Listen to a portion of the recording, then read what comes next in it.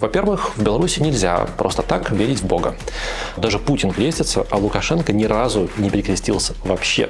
И вот я могу свидетельствовать, что у патриарха Кирилла другой Бог. Тут нужно либо крестик снять, либо штаны надеть. Я очень боюсь, что белорусская церковь на следующий же день станет полностью красно-зеленой со святым Лукашенком во главе и с озаренком пророк же его. Вітаю, сябры, мяне завуць Наста Роўда, вы на канале ТОК. І сёння мы з вами размаўляем з вядомым святаром, аўтарам YouTube-канала «Батюшка ответит» Александром Кухтам. Алесь, вітаю. Добрый день. Царква, яна па-за палітыкай ці не? Церковь в политике, и более того, это нормальное ее состояние, и других вариантов их не существует. В широком смысле, чтобы быть вне политики, нам нужно разойтись по пещерам, причем каждому человеку свою пещеру, и вот там сидеть. Потому что когда собираются 2 и больше человек, уже возникает какое-то политическое пространство. Вот. А церковь – это в том числе какой-то социальный институт, который существует в обществе. Церковь в том числе это люди, которые живые люди, и которые имеют свой голос живой. И, как можно не говорить о том, что для тебя важно? А когда ты начинаешь говорить и открываешь свой рот, это уже политика. Але як ты ставішся до того, што царкву выкарыстоўваюць дыктатуры, у тым ліку, для сваіх уласных мэтаў палітычных?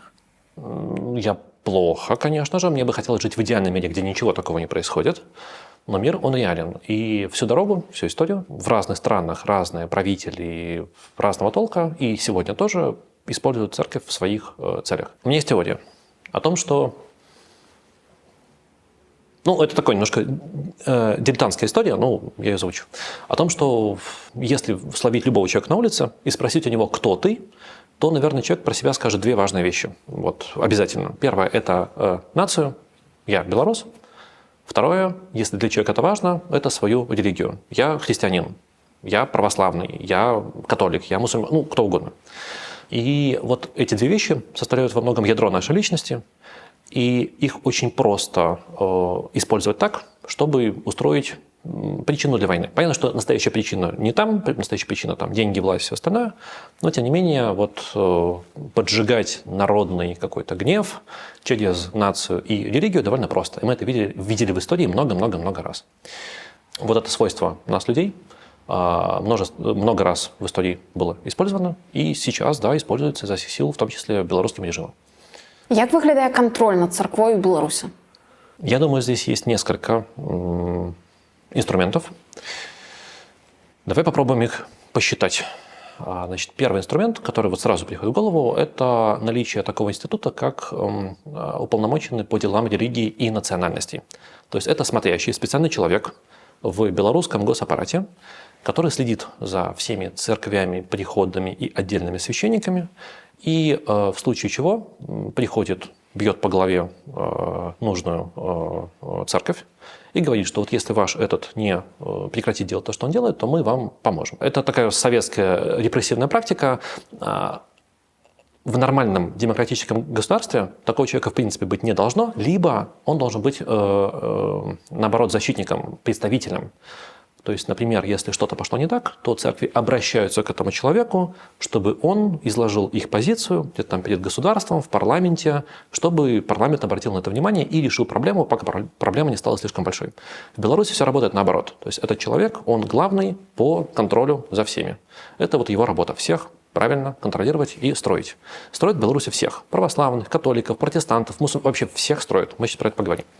Второй инструмент – это закон о религии и национальностях. И в истории Беларуси было несколько редакций этого закона, но последняя была принята уже после событий 2020 года, и там все очень интересно. Во-первых, в Беларуси нельзя просто так верить в Бога. И собираться особенно нельзя, по закону собираться и верить маленькой толпой людей. Например, вас соберется 5 человек помолиться, чтобы неважно кому, вы во что-то верите. Вот это повод, чтобы к вам пришли в гости силовики. Потому что вы молитесь, вы не зарегистрированные. Вам нужно зарегистрироваться. А если вы молитесь не зарегистрированно, то вы нарушаете закон. На сегодняшний день, скорее всего, силовики не приходят именно по этой причине, но потенциально дамоклов меч над теми, кто молится неправильно и при этом говорит неправильные вещи, он уже повешен. Чтобы зарегистрироваться, нужно пройти множество формальных, довольно унизительных процедур. Но что важно, в этом законе прописано, что все зарегистрированные религиозные общины должны разделять принципы и подходы белорусского государства, как во внешней, так и во внутренней политике. А если кто-то не разделяет, то он лишается своей регистрации. То есть, если завтра, неважно кто, православные, католики, протестанты, кто угодно, в своей какой-то вот зарегистрированной маленькой группе скажут, что бить людей нельзя, пускать ракеты с территории Беларуси в Украину плохо или что-то вот такое вот, то это повод их лишить регистрации, ну и так далее. И сейчас, после 2020 года, вот мы помним всю эту историю, когда перерегистрировали, в кавычках, все белорусские НГО, вот, и зарегистрировали кого нужно, а кого не нужно, те как бы да. Вот сейчас происходит ровно такой же процесс с белорусскими церквями, православными, католиками, протестантами. Сейчас происходит массовая перерегистрация. Чем она закончится, неизвестно, но уже понятно, что формальное количество приходов в Беларуси православных будет сокращено, потому что там какие-то не совсем лояльные были настоятели. То же самое с католиками, то же самое с протестантами. Вот, то есть, как бы нам не хотелось думать, что в Беларуси вся вот эта вот религиозная история, она немножко в вакууме, немножечко независимая, немножечко самостоятельная, государство так не считает. Государство считает, что религия – это часть политики, которую нужно контролировать. Государство контролирует. На договорничке работает история о том, что мы не пойдем священников в армию. Каждый год все епархии, и православные, и католические, собирают списки молодых священников до 27 лет и отправляют в Министерство обороны. Эти списки прикрепляются к спискам разных деятелей культуры, науки и других молодых людей, кого призывать нельзя. И каждый год лично Лукашенко ставит свою подпись о том, что вот этих, пожалуйста, не призывайте. И уже вот с подписью Лукашенко эти списки обратно рассылаются по военкомату. Но такое уже было не один раз. Кто-то может исчезнуть из этого списка, какой-нибудь священник, или много священников, или сразу все семинаристы. И это тоже инструмент давления. А наколькі ўвогуле служба ў войску суадносіцца з рэлігійнымі перакананнямі? То бок я разумею, што шараговым вайскоўцам, хрысціянам гэта не замінае, але святар, браць зброю ў рукі, гэта окей? Мне кажется, это вопрос более широкий, чем ты задала. Потому что здесь, в принципе, можно порассуждать о такой сложной теме, как церковь и война, и церковь и освящение оружия, например. То, что сейчас мы можем иногда видеть по белорусскому телевизору. Мне бы хотелось, чтобы в идеальном мире вообще церковь никаким образом, никто из христиан никогда не брал в руки никакое оружие, не имел бы к этому никакого отношения. Более того, в Древней Церкви, 2, 3, 4 век частично, среди христиан были такие движения, и у нас есть ряд древних мучеников, кто, осознавая себя христианином, отказывался служить. Потому что, до этого он был солдатом. И за это его убивали. Потому что, что это такое вообще? Тут придумал себе христианство какое-то, понимаешь ли, иди воюй. Да. Вот. Но все-таки общество довольно сложно наше устроено. И на уровне церковных законов прописано, что священник не может брать в руки оружие, не может убивать. А если такое случилось, если он это сделал, не важны обстоятельства, он больше не может служить. То есть он остается священником, но вот уже немножечко в этом смысле таким покалеченным. Вот мы понимаем, что он совершил то, что несовместимо со священством, поэтому вот он больше не служит литургию. Хотя при этом мы можем оставить ему священство. Что касается подхода, который сложился исторически в церкви, вот к остальным людям, церковь в веке в X, XI, IX, вот устами разных святых проговорила мысль о том, что да, мы не можем не защищать свой дом, мы не можем не защищать своих близких, у нас просто нет варианта. Но те люди, кто был вынужден это сделать, давайте все-таки будем аккуратными. Это люди, кто имеет какую-то форму ПТСР, потому что они были на войне, они вот все это прожили. И это люди, которые, да, как воины, они герои, но тем не менее, это люди немножечко тоже поломанные вот этой вот войной. И поэтому мы не будем вот событие такое, как война, возносить в какой-то подвиг, как это сейчас сделано со Второй мировой, да, со священниками. Потому что если почитать какие-то из истории про Вторую мировую священников, будем видеть священников, которые дружно нарушают все эти правила, там, ведут в бой партизанские отряды, там, ну, вот все эти мифы, да, там, не знаю, выступают против дружно фашистов, ведут какую-то подпольную деятельность. Нет, это все вообще противоречит всем церковным законам. И церковные законы даже относительно обычных людей, мирян, говорят о том, что обычные люди, да, они делают выбор между злом и злом. Между злом отдать вот свой мир на растерзание врагам, и второе зло – совершить злоубийство. И мы понимаем, что когда они совершают злоубийство, это все равно зло. И с этим нужно работать как со злом. Нужно этих людей исцелять, и нужно их как-то вот обратно интегрировать в общество и делать это очень-очень аккуратно, а не орать там с плакатами и транспарантами на каждом углу, что мы можем повторить, еще раз навалять всем там сарацинам и прочим разным врагам Византийской империи. Третий момент. У нас есть такие замечательный ряд документов, как международные договоры о правилах ведения войны, где, например, написано о том, что во время боевых действий нельзя, очевидная вещь, там, стрелять в мирных жителей, нельзя бомбить больницы, нельзя там стрелять в детские дома, правила обращения с пленными. Отдельно там написано несколько абзацев про то, что могут, что не могут делать врачи, например. Нельзя стрелять во врачей, но врачи не могут никак принимать участие активно в боевых действиях. Они не могут передавать оружие, где-то в своих врачебных халатах проносить патроны и все такое. И вот там же есть несколько слов и про священников. На уровне международных законов священники могут находиться на фронте, но их задача – оказывать именно поддержку духовную солдатам, которые каждый день имеют дело со смертью, либо своей, либо кого-то другого. Но священник на фронте, который передает разведданные, либо проносит патроны, это легитимная военная цель. Вот так вот. И еще один момент, который, мне кажется, важно упомянуть в контексте этого разговора, это освящение оружия. После 22 года особенно мы видим, как священники в России разные освящают там автоматы, которые потом едут на фронт. В Беларуси тоже была такая картинка, я не помню кто, но кто-то там освящал в общем, тоже, я помню, были такие картинки. И вот, мне кажется, вот это абсолютно неприемлемо, потому что такое освящение? Освящение – это, по сути, это мы говорим Богу: Господи, слушай, мы хотим, чтобы вот этот предмет, который мы освящаем, мы хотим, чтобы он использовался во славу Твоего имени. А оружие – это вещь, которая приносит смерть. И вот как совместить между собой смерть и Бога, который жизнь, мне кажется, это невозможно. И вот священники, которые освящают оружие, они, мне кажется, они предают Евангелие. Як ти ставишся до Лукашенка як до верника? Плохо. Мне кажется, что как верующий с ним надо работать и работать, да. Мне здаецца, што ён не раз называў сябе праваслаўным атэістам.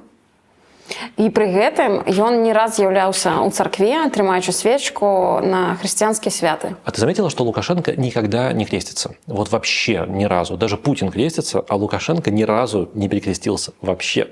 Наверное, на что-то намекает. То есть он приходит в церковь, он зажигает свечки, он что-то там слушает. Но вот именно поднять руку и перекреститься, для него это запрещенный жест. Вот стих к контексту, да. Але як ты думаеш, як это спалучаецца? Навошта тады рабіць гэтую карцінку, калі ты дэкларуеш, што ты праваслаўны атэіст?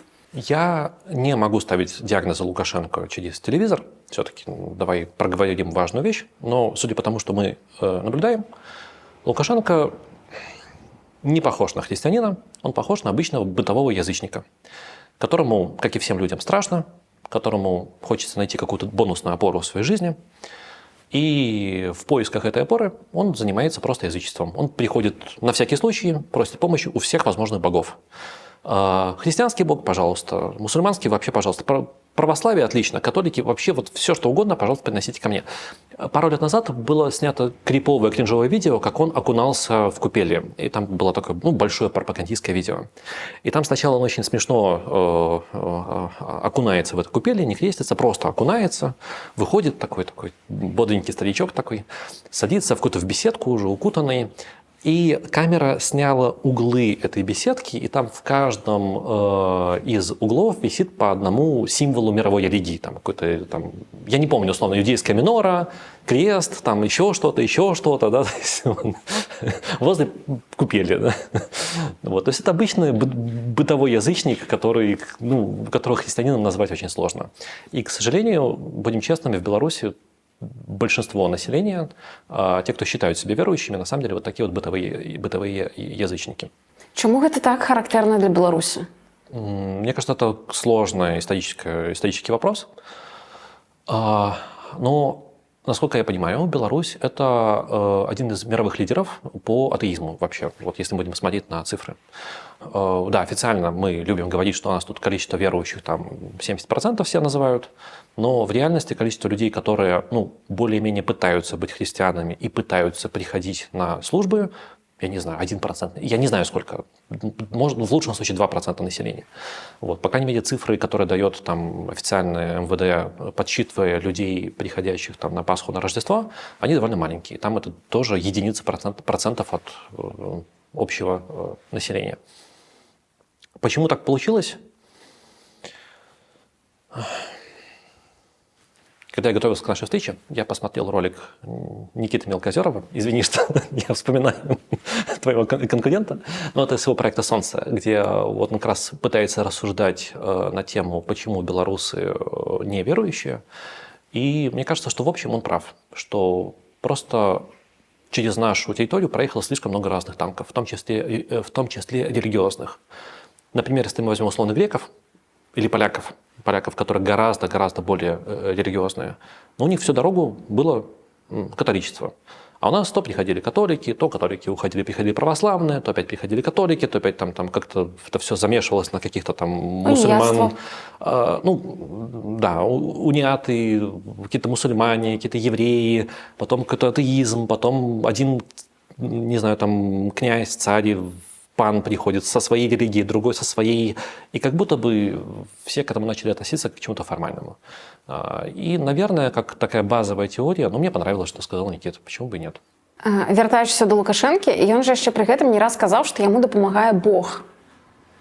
Вось як ты гэта тлумачыш, што чалавек з аднаго боку дэкларуе, што ён асабліва ні ў кого не верыць, і пры гэтым лічыць сябе абраным Богом? Мне кажется, что Лукашенко все-таки, когда Лукашенко говорит что-то о религии, он говорит не как верующий. Лукашенко верующего, не то чтобы я прям сильно много его слушал, начнем с этого, но вот Лукашенко, который говорил бы действительно важные религиозные вещи, я не слышал ни разу. Я слышал Лукашенко политика, который пытается использовать религию в своих политических целях. Например, приходя в храм и устраивая там двухчасовой стендап с озвучиванием своей политической программы. Например, встречаясь где-то с митрополитом, неважно каким, Павлом, Вениамином, и устраивая с ним какие-то фотосессию с взаимными поцелуями. И мне кажется, что Лукашенко, который так делает, он как будто посылает месседж. Смотрите, я легитимен. Церковь меня поддерживает. Со мной Бог, со мной Господь. И, наверное, как политтехнология это работает. И здесь, как к политтехнологу, к Лукашенке, нет вопросов. Он действует как диктатор, который использует все инструменты для того, чтобы усидеть на своем троне. Но у меня есть вопросы к церкви, причем к любой, и к православной, и к католической, и вообще ко всем. Потому что месседж государства, и Лукашенко, он понятен. Но здесь не слышно голоса церкви. Мне бы очень хотелось, чтобы после очередной такой встречи, Лукашенко, например, и митрополита Вениамина, чтобы пресс-служба православной церкви выпустила бы такое заявление. Например, да, мы встречались с ним, да, мы с ним целовались, и да, мы будем с ним встречаться дальше, и будем с ним целоваться. И да, мы будем участвовать во всех провластных мероприятиях, начиная от ВНС, заканчивая освещением очередного автозака. Но мы это делаем не для того, чтобы поддерживать чью-то легитимность, а мы делаем для того, чтобы, например, конкретным заключенным и политзаключенным в Беларуси было легче жить. Чтобы наших священников пускали в тюрьмы, чтобы они имели возможность туда пронести бутылку воды. Чтобы не было деления на касты в той же в тюрьме, на опущенных и всех остальных. У нас есть такой договор, и во имя этого договора, да, мы это делаем.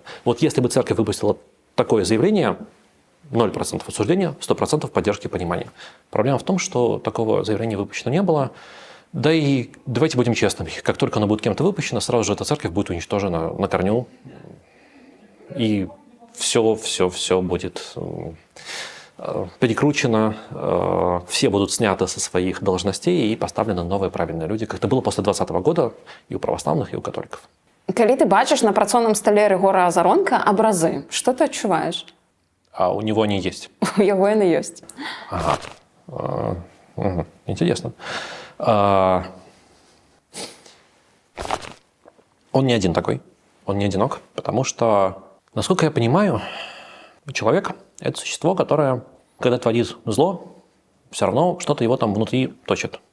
И хочется заключить какой-то маленький договор с Богом, потому что, Господи, слушай, а давай-ка я тут обложусь разными всякими амулетиками, прочитаю все нужные молитовки, сделаю там, поставлю правильные свечечки, послушаю правильного идеологически верного батюшку, который успокоит, убаюкает мою совесть, и буду себя чувствовать хорошо. А все равно вот что-то немножко, да, что-то немножко подтачивает. И не только один такой озаренок, потому что я точно знаю, что я видел в разных сюжетах и белорусской, и российской пропаганды, кометы чиновников, КГБшников, НКВДшников и прочих всех вот этих вот силовиков, людей, которые с серьезным лицом несли абсолютно античеловечные, антихристианские вещи.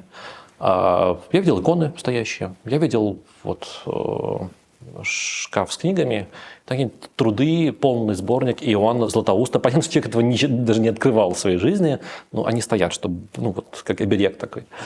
Вот. Эти люди зачем-то ходят в церковь, зачем-то крестят своих детей, наверное, чтобы вот эту дырочку все-таки как-то заткнуть и закрыть. И, наверное, как-то облегчить свою боль. То есть здесь вопрос не только в том, что система использует церковь цинично для поддержания своей легитимности, но также и подспудно система использует церковь для того, чтобы закрывать вот эти вот дырочки, из которых просачивается совесть, чтобы совесть все-таки не мешала жить. Дозируя в правильных формах, общаясь с правильными священниками и как-то вот делая правильные договоренности. В общем, только бытовое язычество и магия. Вот. И мне кажется, что то, что происходит с Озаренком, оно, насколько я знаю, он тоже называет себя верующим христианином, там, за православие пытается топить. При этом другой рукой несет абсолютно античеловечные, антихристианские, абсолютно вообще вот вещи, которые несовместимы ни с чем, что можно, ну, хоть как-то описать приличными словами. Мне кажется, что он не все потерян. И в этом смысле, наверное, вот я сейчас даже буду говорить в камеру, потому что это будет не вот месседж, направленный не к тебе, а к Григорию. Григорий, пора определяться. Тут нужно либо крестик снять, либо штаны надеть. А вот усидеть на двух стульях и на елку залезть, там, и колготки не порвать, это не получится. Все-таки с Богом так не работает. Так что решайте. У тебя нема адчування, што царква прайграла картам Таро? Смотря о чем мы говорим, но да. Чаму так атрымалася? Мне кажется, потому что настоящая религия, настоящая вера – это очень сложный путь. Людям, православным атеистам, коих большинство в Беларуси, им нужно другое. Им нужно закрыть вот какую-то внутреннюю потребность. Им нужно покрестить ребенка, чтобы ребенок не болел. Давайте это сделаем на всякий случай. Им нужно прийти поставить свечку, чтобы заключить договор с Богом. Господи, я тебе свечку, а ты мне удачи подкинешь. Им нужно совершить какое-то действие магическое, чтобы получить в ответ что-то, что они хотят. И в этом смысле карты Таро действуют гораздо более эффективно. Не потому, что они реально что-то меняют и там дают какую-то реальную, там, не знаю, деньги, удачу и все остальное, а потому что, наверное, сама атмосфера и вот сама какая-то вот философия вот всей этой вот системы, она больше соответствует тому, чтобы закрывать вот эти вот дырочки. Я сделал что-то, получил что-то взамен. Я сделал что-то, получил что-то взамен. В этом смысле православная, любая церковь, она проигрывает. Потому что церковь, как она задумалась, она не для этого. Церковь – это про интимное, неповторимое, невоспроизводимое отношение каждого человека с Богом. Это как дружба, например. Я могу сколько угодно рассказывать про своих друзей, но это ничего не значит, это просто слова. Дружбу можно только пережить. Причем каждый человек будет проживать дружбу очень индивидуально, очень лично и неповторимо ни в коем случае. И вот настоящая вера – это вот про то же самое. Это про очень интимное отношение с Богом, где нельзя договориться, где нельзя подкупить, где нельзя сделать что-то, чтобы получить что-то, потому что это будет манипуляция, а дружба, она не любит манипуляцию. Это вот про что-то настоящее. А вот на настоящие отношения с Богом, как и на дружбу, как и на любые другие настоящие отношения, на самом деле люди очень часто не готовы. И поэтому, когда мы пытаемся дружбу подменить чем-то другим, мы получаем не дружбу, а какой-то, не знаю, какой-то социальный абьюз там, всех со всеми. Когда мы пытаемся настоящую веру подменить вот такой бытовой магией, ну, карты Таро, да, работают эффективнее. Поэтому в этом смысле, в плане бытовой магии, ну, такой, которая вот нужна православным атеистам, да, мы проигрываем. А у царквы ёсць разуменне, што з гэтым рабіць? Ну, я думаю, что церковь сложный организм, чтобы как-то вот сказать, что у нее есть какая-то большая пиар-стратегия, ну, просто стратегия какой-то вот большой борьбы. Это во-первых. А во-вторых, все-таки церковь это во многом история не про на сегодняшний день. Это, я бы сказал, довольно покалеченный историей институт, особенно церковь в Беларуси. Это покалеченный советской властью институт, который вот возникал, по сути, с нуля из руин в 90-е годы, из тех людей, кто был, и с их представлениями о правильном, о том, что было, с их вот этим сумбуром в голове. И мне кажется, что церковь в Беларуси, причем любой, потому что это история про белорусов, православной, католической, там, протестантской, нужно еще много-много десятилетий, чтобы понять и осознать какие-то важные вещи, в том числе о себе, о своей миссии. И сейчас мы находимся в той точке, где многие верующие, в том числе многие священники, они как раз-таки вот живут вот в парадигме вот такой бытовой магии и вот условных карт Таро. Когда люди массово крестят своих детей, на всякий случай, когда люди массово освещают куличи, потому что, ну, так надо, потому что, ну, вот это вот все, короче. Что на самом деле не является разговором про настоящие отношения с Богом. Если обстоятельства позволят нам вырасти, если мы сами найдем в себе силы вопреки обстоятельствам вырасти, и если вот все хорошо, правильно сойдется, и мы вырастем, то тогда появится поколение священников и поколение верующих, кто уже будет отказываться от всех этих бытовых магических вещей во имя настоящих отношений с Богом. И в этом смысле, кстати, я могу, сейчас это звучать как абсолютное хвастовство, ну, отлично.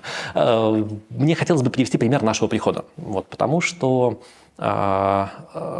вот мы с отцом Георгием, мы, можно сказать, мы основатели вот нашей общины, и перед нами нет какой-то живой традиции, которой мы обязаны следовать. И, по сути, традицию мы делаем сами, такой, как нам бы хотелось. И мы можем отказаться от того, чего мы хотим отказаться, либо принять, либо сделать то, что мы хотим принять и сделать. И, например, мы осознанно в храме отказались вообще от любой торговли вообще. У нас в храме нет свечного киоска. У нас в храме не продаются свечки. У нас есть просто свечки, если надо, ты берешь свечку и зажигаешь свечку. Поэтому мы прямо говорим, что свечка – это такая древняя форма церковного мерча. Это просто красиво и очень древнее. Но сама по себе свечка не делает человека ближе к Богу. Если нужно просто помолиться, то ты просто приходишь и просто молишься. Если нужно просто постоять в тишине, то ты просто приходишь и просто стоишь в тишине. Бог тебя и так услышит и без свечки. Просто свечка – это красиво. Если ты хочешь вот приобрести такой красивый мерч, то вот, пожалуйста, можешь взять. Например, мы немножко не классически служим литургию, как это происходит вот в большинстве храмов в Беларуси. Во-первых, у нас вся коммуникация в нашей церкви на беларускай мове, набажэнства таксама на беларускай мове, і ўсе стасункі з парафіянамі таксама на беларускай мове. Тут я перайшоў на беларускую мову, як умею пра дранікі, окей. А больш за тое, так склалася гістарычна, што вялікая і важная частка літургіі, яна адбываецца па-за зачыненымі дзвярыма. То бок людзі, яны не бачаць, што робяць святары, таму што перад імі іканастас. І што больш важна, яны не чуюць, пра што моляцца святары. Таму што пакуль там хор сваё выконвае, пакуль там дыякан там кажуць, прамаўляе сваі ікціні, вось у гэты час святар моліцца аб чымсьці іншым, аб чымсьці вось тым, што з'яўляецца вось сэрцам гэтай літургіі. І вось мы, напрыклад, вось у нас няма тут іканастаса, таму усе ўсё бачаць, што адбываецца, гэта першае. А па-другое, усе вось гэтыя тайныя малітвы, ну, тайныя, не тайныя, мы чытаем голасна, услых, каб усе разумелі, што адбываецца. І вось такіх кавалачкавых шмат, іх вельмі многа вось у кожным моманце. Мне падаецца, што мне б хацелася б верыць, што праз некаторы час вось наша парафіяне яны ўсё ж такі дарастуць да таго, каб прыйсці да думкі, што вось настаў час будаваць менавіта свае асабістыя адносіны з Богам, якія вельмі складаныя, якія любыя адносіны могуць быць балючымі, вельмі цяжкімі, але ўсё ж такі сваімі. І гэта ёсць самая вялікая каштоўнасць рэлігіі. Дарэчы, я не так даўно рабіў TikTok, подписывайтесь, калі ласка, дзе адказваў на пытанне, а дзеля чаго верыць у Бога. Вось мой адказ быў такі, я зараз скажу по-русски, потому что там была гульня слова по-русски. Я сказал, что верить в Бога нужно ни за чем. Причем, обратите внимание, что здесь буква «и». Вот, ни за чем. Потому что это как с дружбой. Хорошая дружба, она приносит огромное количество бонусов обоим друзьям, вообще всем друзьям. Но люди дружат не ради бонусов. Люди дружат, потому что им просто прикольно быть вместе. Вот то же самое с верующими. По-хорошему, люди должны верить в Бога не потому, что они хотят каких-то бонусов или попасть в рай, а потому что им просто прикольно быть с Богом. Точка. Все. У апошнія гады адбыліся жудасныя падзеі. Вайна, масавыя рэпрэсіі. І многія людзі задаюцца пытаннем, як Бог мог такое допустить? Я тоже задаюсь этим вопросом. Более того, я считаю, что кризис веры – это нормально. И у каждого верующего должны возникать кризисы, должны быть сложные вопросы, на которые нет ответа, нормального ответа. И это те вопросы, которые мне хотелось бы задать Богу, когда у меня будет такая возможность, прям честно задать. Потому что в истории было множество попыток ответить на этот вопрос разными спикерами и разными богословами. И это ответы разной степени крутости. Но такого, который бы удовлетворил меня, я не имею. И я бы сказал так, я не знаю, Господи, ответь ты мне, хотя бы мне на этот вопрос. В моей голове мне сложно совмещать вот жестокость нашего мира и представление о всемогущем, всезнающем, абсолютно благом Боге. Наверное, есть ответ, который меня немножко устраивает, но только чуть-чуть философский такой. Он звучит так, что мы люди, мы такими созданы, вот какие мы есть. Если мы доверяем Богу, наверное, наша вот эта вот жизнь, это в том числе какая-то школа. Ну вот мне уже 32, я вспоминаю себя 20-летним, я понимаю, что я был еще ребенком, ну, условно, свои 20.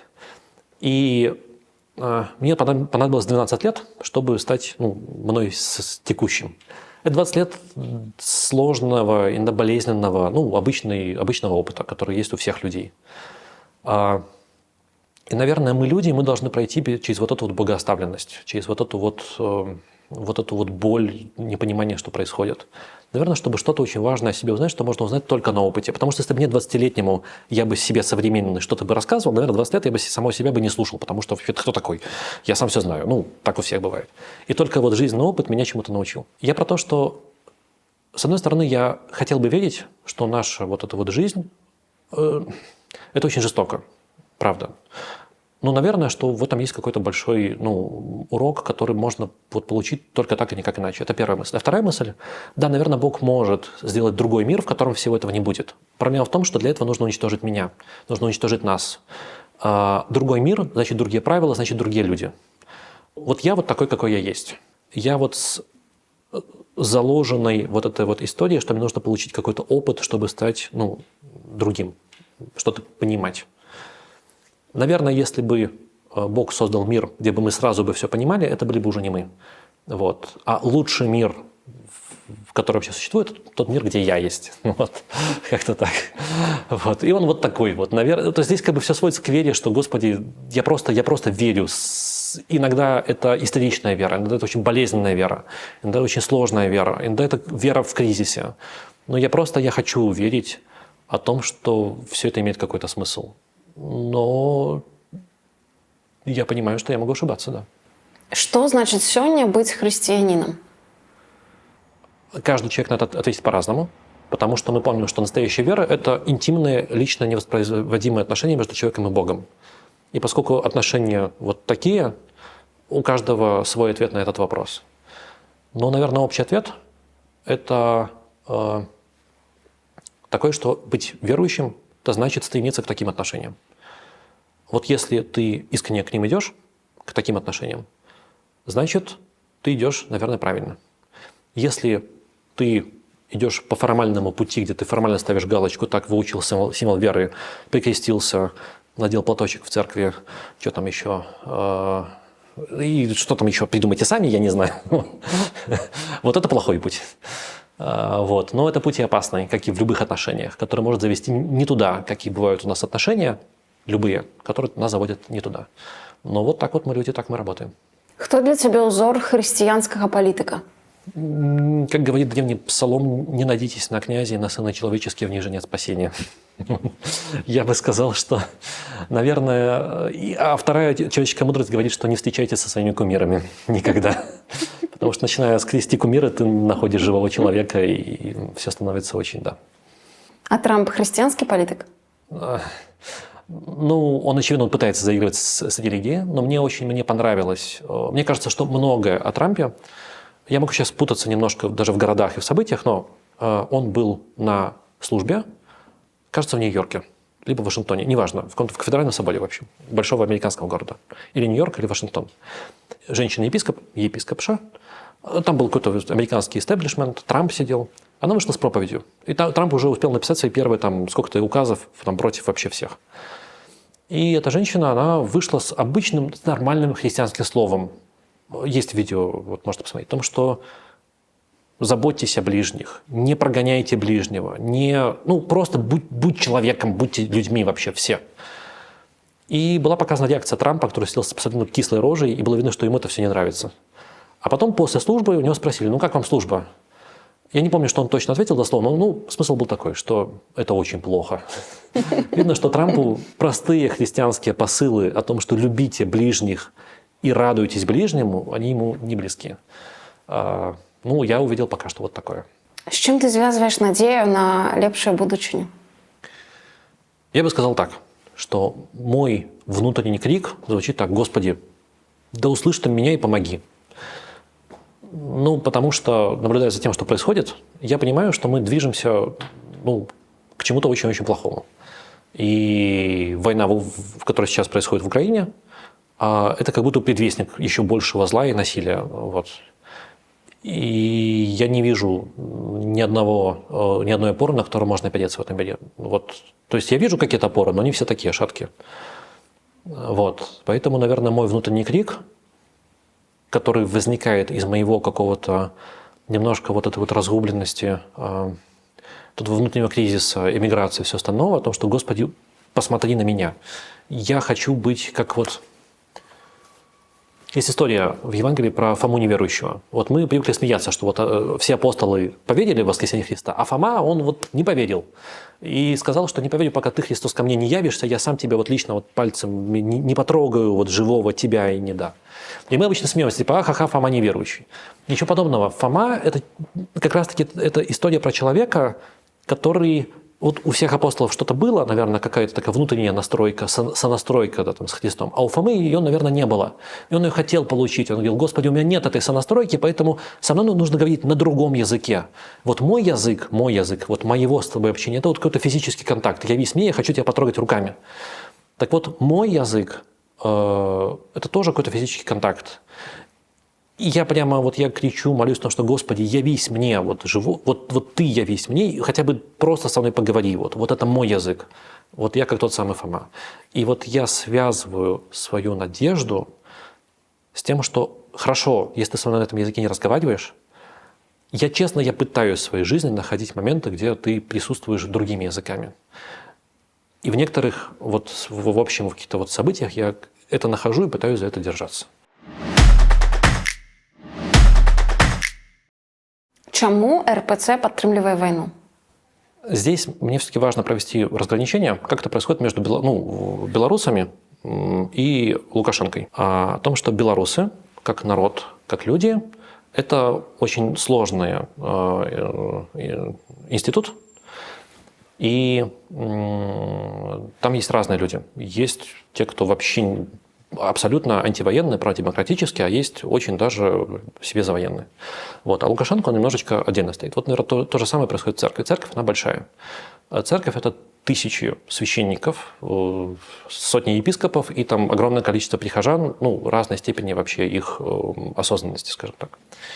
Вот, поэтому, наверное, говорить огулом, что все священники придерживаются какой-то одной позиции, это не совсем верно. Там есть спектр позиций среди священников самый-самый разный. Но если мы говорим про какие-то официальные позиции церкви, если мы говорим про слова патриарха Кирилла, если мы говорим про действия епископов, в том числе белорусских епископов, то, наверное, это свидетельствует о каком-то большущей деградации и упадке, где люди просто провалили тест на профпригодность. Вот, например, как узнать хорошего математика? Ему нужно, наверное, дать какой-то пример решить. Если он решил и быстро, то молодец. Вот хороший математик. Как узнать хорошего священника? Нужно поставить его в ситуацию сложного выбора. Если он сдался, причем сдался так, как это делает патриарх Кирилл, то, наверное, он все-таки плохой священник. И он провалил тест на священство. К сожалению, да, нужно признать, что русская церковь в лице, как минимум, своей иерархии провалила тест на священство. Но, тем не менее, я готов свидетельствовать, что в Беларуси, как минимум, есть священники, и их много, которые не поддерживают войну, и которые хотя бы на уровне хотя бы маленьких разговоров, но пытаются в этом во всем не завязнуть. И у меня есть теория, в Беларуси я сейчас могу ошибиться цифрой, но мне кажется, 1500 православных священников. Католических священников тоже очень много. И когда мы имеем дело с такими большими цифрами, тут уже, наверное, сложно как-то их выделять в отдельную группу. Наверное, уже имеет смысл говорить вообще в целом о белорусском обществе. То есть, если мы возьмем, условно, 100 случайных белорусов и 100 случайных белорусских священников и зададим этим группам одинаковые вопросы, например, про войну, про 2020 год, про политику, про ковид, я не знаю, про все что угодно, наверное, спектр ответов, который мы получим, будет более-менее одинаковый. Что среди обычных белорусов, что среди священников. Потому что священники белорусские – это те же самые белорусы, которые живут в таком же мире, смотрят те же самые новости, читают те же самые СМИ, видят вокруг себя все то же самое, и, соответственно, наверное, процент, скажем, условных провоенных Z-священников, ебатек, и процент священников нормальных будет примерно такой же, как и среди просто белорусов.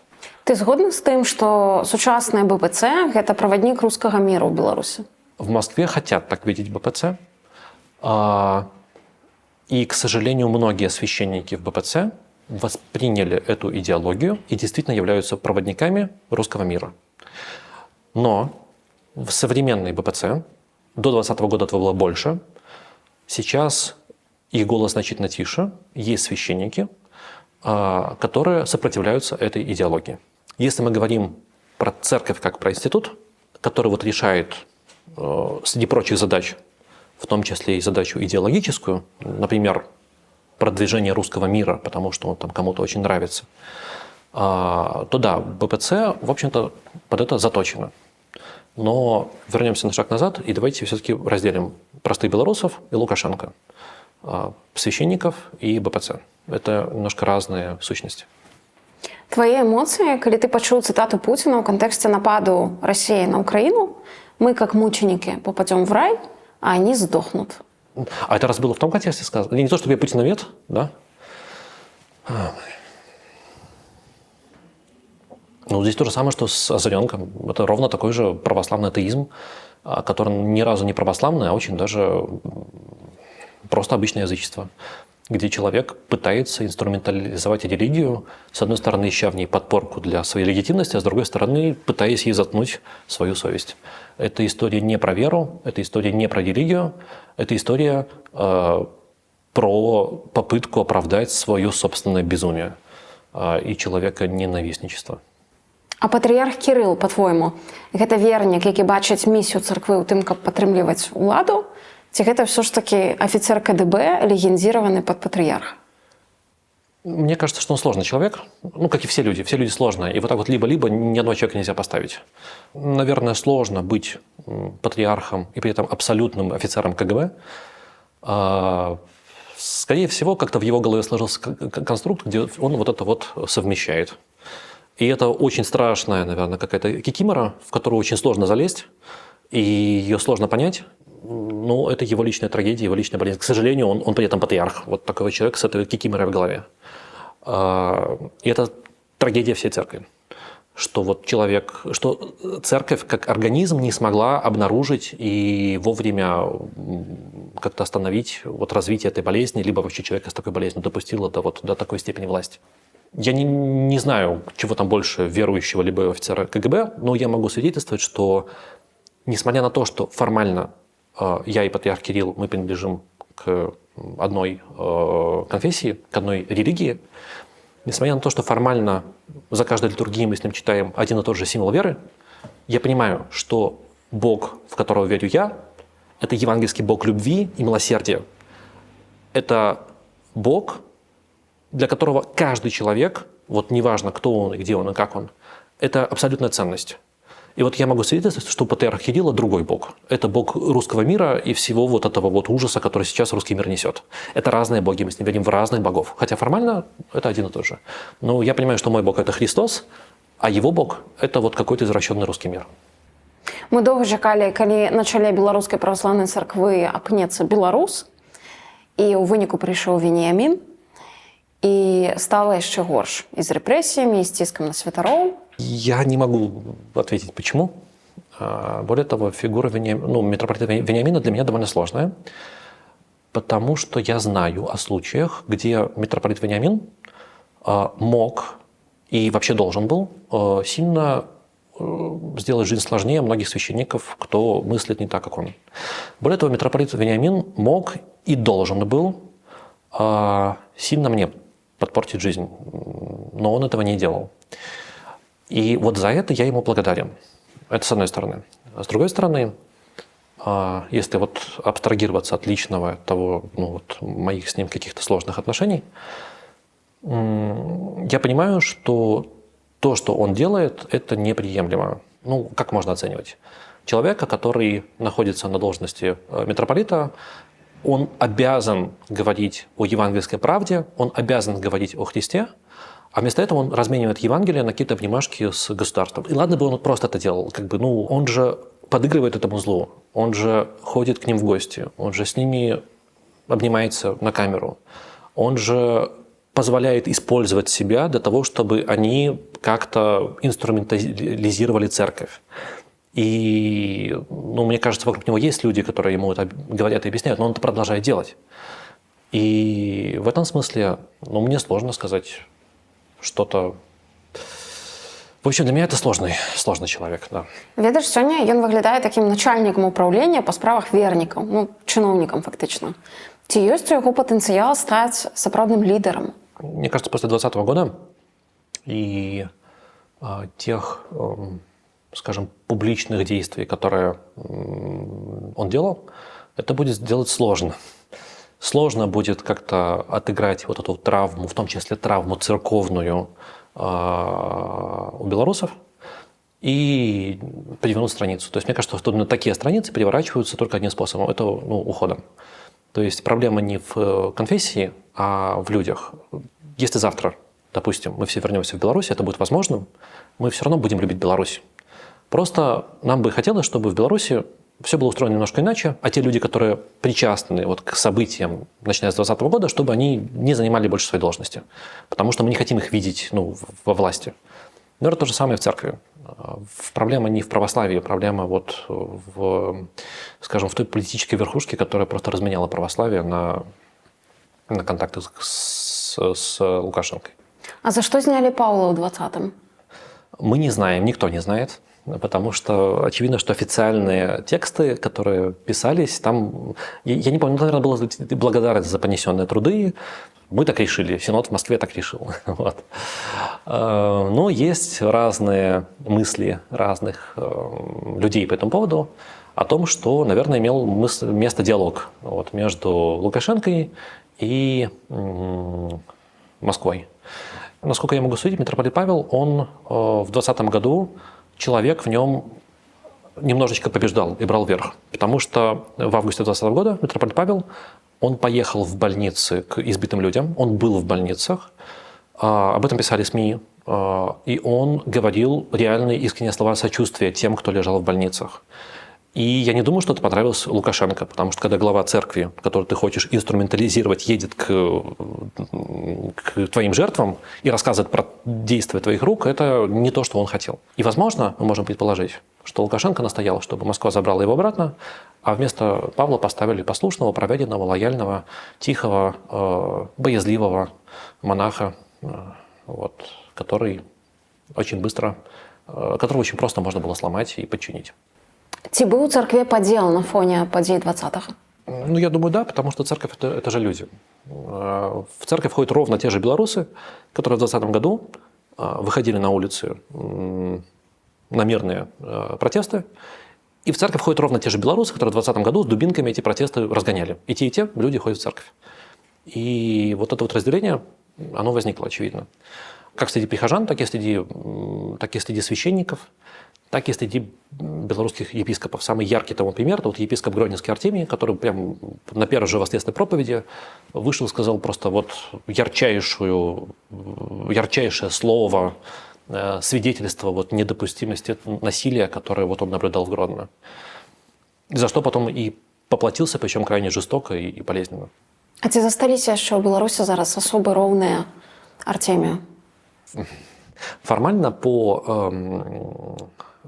по, скажем, церковной иерархии, я думаю, что Лукашенко сделал правильные выводы, и всех, кого нужно, как, например, даже колеблющегося митрополита Павла, аккуратненько от них избавился. Поэтому среди епископов, я думаю, что нету тех, кто способен на сегодня, как Артемий, что-то такое сказать. Ни у православных, ни, что важно, у католиков, ни среди протестантов.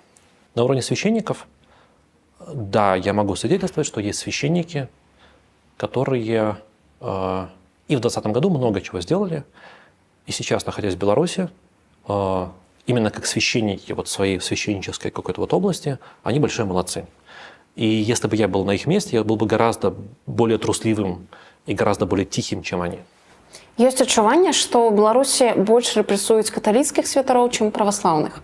Гэта так?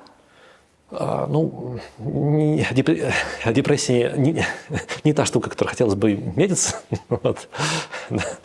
Я бы сказал так, что государство решает свою задачу подчинить. И в этом смысле репрессии абсолютно одинаковые там, и вообще везде, ко всем религиям, ко всем конфессиям, вообще ко всем.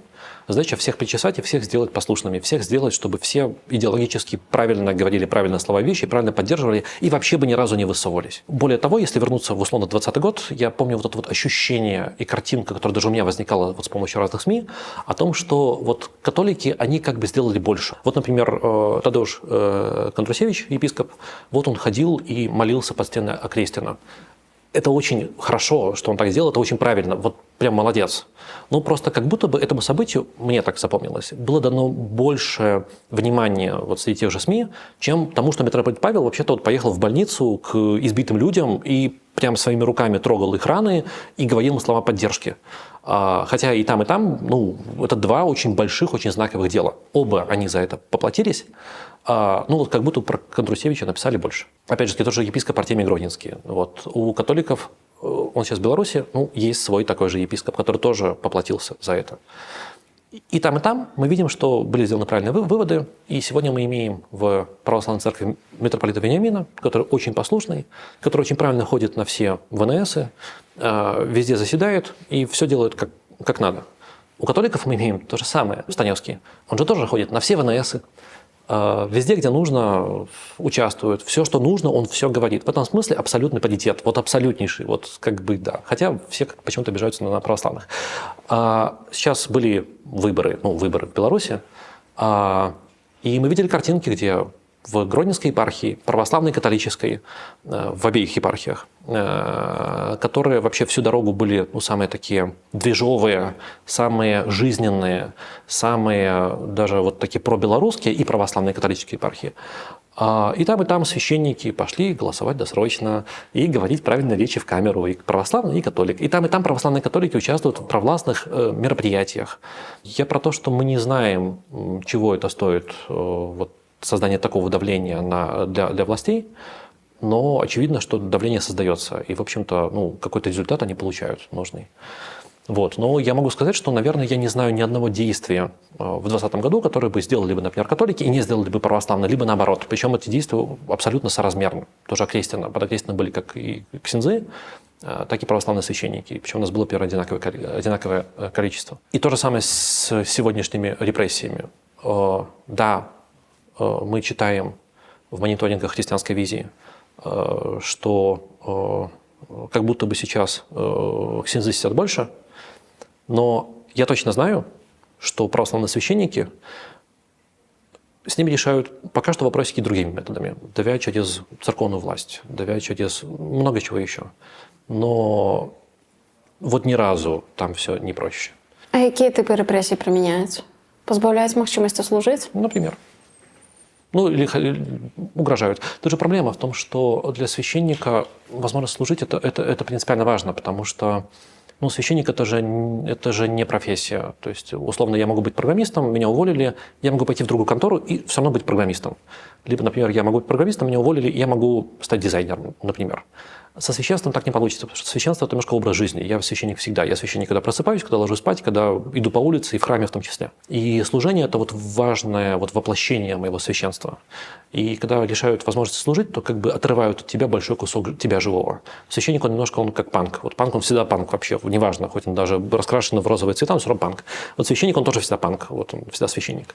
Вот. И для священника это прям большая еще травма, если вот он остается без этого. И это то, на что на самом деле можно давить, и через что можно действовать и работать. Как вариант. Вот. Но есть же и другие способы. Опять же, священники, они тоже люди. А у людей, у православных священников, у них есть семьи. А часто это многодетные семьи. А еще у священников, как я понимаю, есть травма, примерно такая же, как и у силовиков. В смысле, например, военные, они относительно рано выходят на пенсию в Беларуси, и они еще молодые, здоровые люди, которые еще могут и хотят работать, но вдруг они себя обнаруживают в мире, где они не очень понимают, как этот мир работает, потому что они привыкли быть в армии, где все очень вертикально и понятно, а тут мир, он сложный, и он живой, и часто вот военные пенсионеры, они спиваются, либо, они не находят себе места, просто потому что они забыли, как работает реальный мир. Наверное, со священниками то же самое. Вот если священника выкинуть во внешний мир, а ты 20 лет ты был священником. Вот ты жил в своей какой-то закрытой системе. И тут ты попадаешь в большой мир, а ты не знаешь, как он работает. Это страшно. Это да. Сябры, падабаецца відэа, стаўце лайк. Так больш беларусаў змогуць пабачыць нашы гутаркі ток.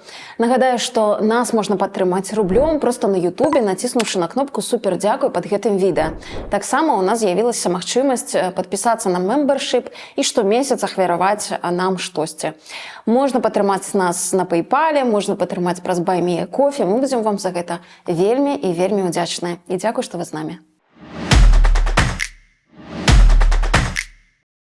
Раскажы пра эканоміку царквы, адкуль царква бярэ грошы? Першае, што трэба ведаць пра царкоўную эканоміку, гэта тое, што яна вельмі непразрыстая. Мы зараз не даем ацэнак добра гэта ці дрэнна. Зразумела, што хутчэй за ўсё гэта дрэнна, чым добра. Гэта просто факт. Царкоўная эканоміка, яна ў большай ступені непразрыстая. То бок мы не можам адсочыць, вось як там 10 рублёў, якія там людзі паклалі ў скарбонку ў царкве, як яны потым во што яны куды пайшлі, на Мерседес ці на рэальныя справы любві і міласэрнасці. Другая рэч гэта тое, што кожная парафія, кожны прыход, яны самастойныя адзінкі. То бок эканоміка адной царквы, яна адна, а праз 500 метраў іншая царква, і там ужо ўсё па-іншаму працуе. Вось адкуль паступаюць грошы ў царкву. Калісьці я налічыў 3 крыніцы, праз якія вось грошы паступаюць у царкву. Першая крыніца гэта вось калі людзі прыходзяць у царкву і, напрыклад, набываюць свечкі, ці там падаюць запіскі, ці яшчэ што-небудзь робяць. Гэта просто дробны гандаль. Да, такі вось народны краундфандинг, да. Другая крыніца гэта вялікія спонсары. Вось, напрыклад, я служыў у царкве у пасёлке Міхановича, і там праз Міхановича ішла труба Белтрансгазу, газовая труба, і я не быў настаятелем, але, наколькі я разумею, як мінімум частка царквы была пабудавана, таму што вось у ўладальнікаў гэтай трубы была задумка, каб тыя гарады ці пасёлкі, дзе жывуць большасць іх супрацоўнікаў, каб яны былі вось аблагароджаныя. Там трэба і там цэрквы зрабіць, там я не ведаю, што пабудаваць і вось такое. Карацей, за расійскія грошы. Ну, хутчэй за ўсё, ну, на той час ужо ж прадалі трубу там у 15-м годзе. Я памятаю, што і прадалі, але не памятаю. Ну, окей. Газавыя грошы. Да, газовые грошы, окей. І трэця крыніца, пра якую, ну, якая можа быць, а можа і не быць, гэта дзяржаўныя грошы. Напрыклад, калі ідзе гаворка пра гістарычную царкву там 12-го стагоддзя. Напрыклад, я не ведаю, якая там доля ці ёсць там, напрыклад, Спаса-Єфросінська царква у Полацку, напрыклад, там, я думаю, хутчэй за ўсё, там дзяржава ўкладалася менавіта як культурны аб'ект. Ці, ну, напрыклад, у Гародні, там вось старажытныя цэрквы. І вось тут важна разумець, што вось у кожнай царкве вось суадносіны гэтых трох крыніц, яны вельмі розныя. Ну, напрыклад, вось у адной царкве ў цэнтры горада, там, дзе шмат турыстаў, там будзе шмат людзей, і там усё окей, а па-за горадам там вёска, 3 бабулі, і ўсё, і там усё будзе не окей. А яшчэ адна вёска, там святар паглядзеў на ўсё гэта сваё не окей, пайшоў у архіў, знайшоў дакументы пра тое, што падмурок яго царквы там ажно там 13-го стагоддзя, гэта ўсё раскапаў і пад гэту справу атрымаў там дзяржаўныя грошы, каб вось зрабіць там, не ведаю, там што-небудзь такое кшталту музея і вазіць туды экскурсіі. То бок вось кожны раз гэта працуе трошачку па-разнаму. Вось, але мы памятаем пра непразрыстасць і пра вось кожны прыход, які сам па сабе працуе. Другая тэма гэта вось, а што далей з гэтымі грашыма адбываецца. І вось тут, ну, прынамсі у Беларусі і вось у большасці рускай царквы гэта гісторыя, якая завязана на адказнасць кожнага настаяцеля кожнай царквы. Кожны настаяцель, ён павінен, каб зрабіць так, каб яго царква працавала, каб там не было дзіркі на столе, каб там, ну, ўсё было больш-менш прыгожа, гэта першае. Па-другое, яму трэба аплаціць электрычнасць там і ўсе камунальныя паслугі вось з гэтых сваіх крыніц. Па-трэцяе, яму трэба выплаціць зарплаты сабе, сваім святарам, царкоўным працаўнікам, то бок хору, напрыклад, там бабушкі, якая стаіць за свечкамі і гэтак далей. Па-чацвёртае, ўсё ж такі мы кажам пра царкву. Давайте не забываць, пэўна, у царквы павінны быць якісьці, ну, сацыяльная вось, ну, нагрузка, там, клопат пра дзяцей, пра бедных, нядзельная школа, ну, штосьці вось такое. Ну і пятае, ну, трэба не забыць пра сябе, пэўна. І вось як гэтыя рэчы суадносяцца, гэта таксама, ну, пытанне. То бок, да, мы маем настаяцеляў, ну, гэта ўжо больш расійскія гісторыі, якія вось ні ў чым сабе не адказваюць і ездзяць на крутых мерседесах. І што ты адчуваеш, калі бачыш такога святара? Ну, мне яго жалко просто, ну, таму што, ну, што я магу пра яго сказаць? Што, ну, чалавек на шляху да Бога дзесьці загубіўся, вось, ну, што я магу сказаць? Зразумела, што гэта вялікі ўрон для царквы, і мне сорамна за гэтага чалавека. Вось, але я не магу за яго адказваць. Але прыходзіцца за яго адказваць, таму што мне задаюць пытанне за яго мерседес. Тое самае, напрыклад, у Мазыры было, калі праездам былі там на экскурсіі каля епархіі мясцовай прыпаркаваныя шыкоўныя аўтамабілі. Беларусь. Што я магу сказаць? Ну, Мазыры гэта ж... Ну да, гэта рэгіён, дзе людзі больш-менш ходзяць у царкву, да. Ну, адносна астатняй Беларусі. Так, але ж, давайте, калі мы сказалі пра мерседесы, мы скажам і пра іншы бок. Таксама ёсць нармальныя святары, нармальныя настаяцелі, якія, ну, больш-менш чэсныя, і якія ўсё ж такі грошы ўкладаюць у сацыяльную працу, ці, напрыклад, будуюць царкву. Ну, штосьці вось такое робяць больш-менш карыснае для ўсіх. І калісьці вось мой сябра святар у Беларусі, ён мне сказаў формулу, што па ягоных пачуццях, мы зараз скажам пра пачуцці, не пра сацыялогію, таму што я не існуе пра пачуцці. Калі ты не супер там настаяцель супер храма ў цэнтры горада, калі ты проста звычайны святар, то твой заробак будзе прыкладна больш-менш вось як сярэдні заробак вось таго месца, дзе ты жывеш. Калі ты святар у вёскі, ну, ты будзеш атрымоўваць як усе ў тваім калгасе, плюс-мінус. І ў цябе больш не атрымаецца, ну, таму што проста больш, ну, няма адкуль.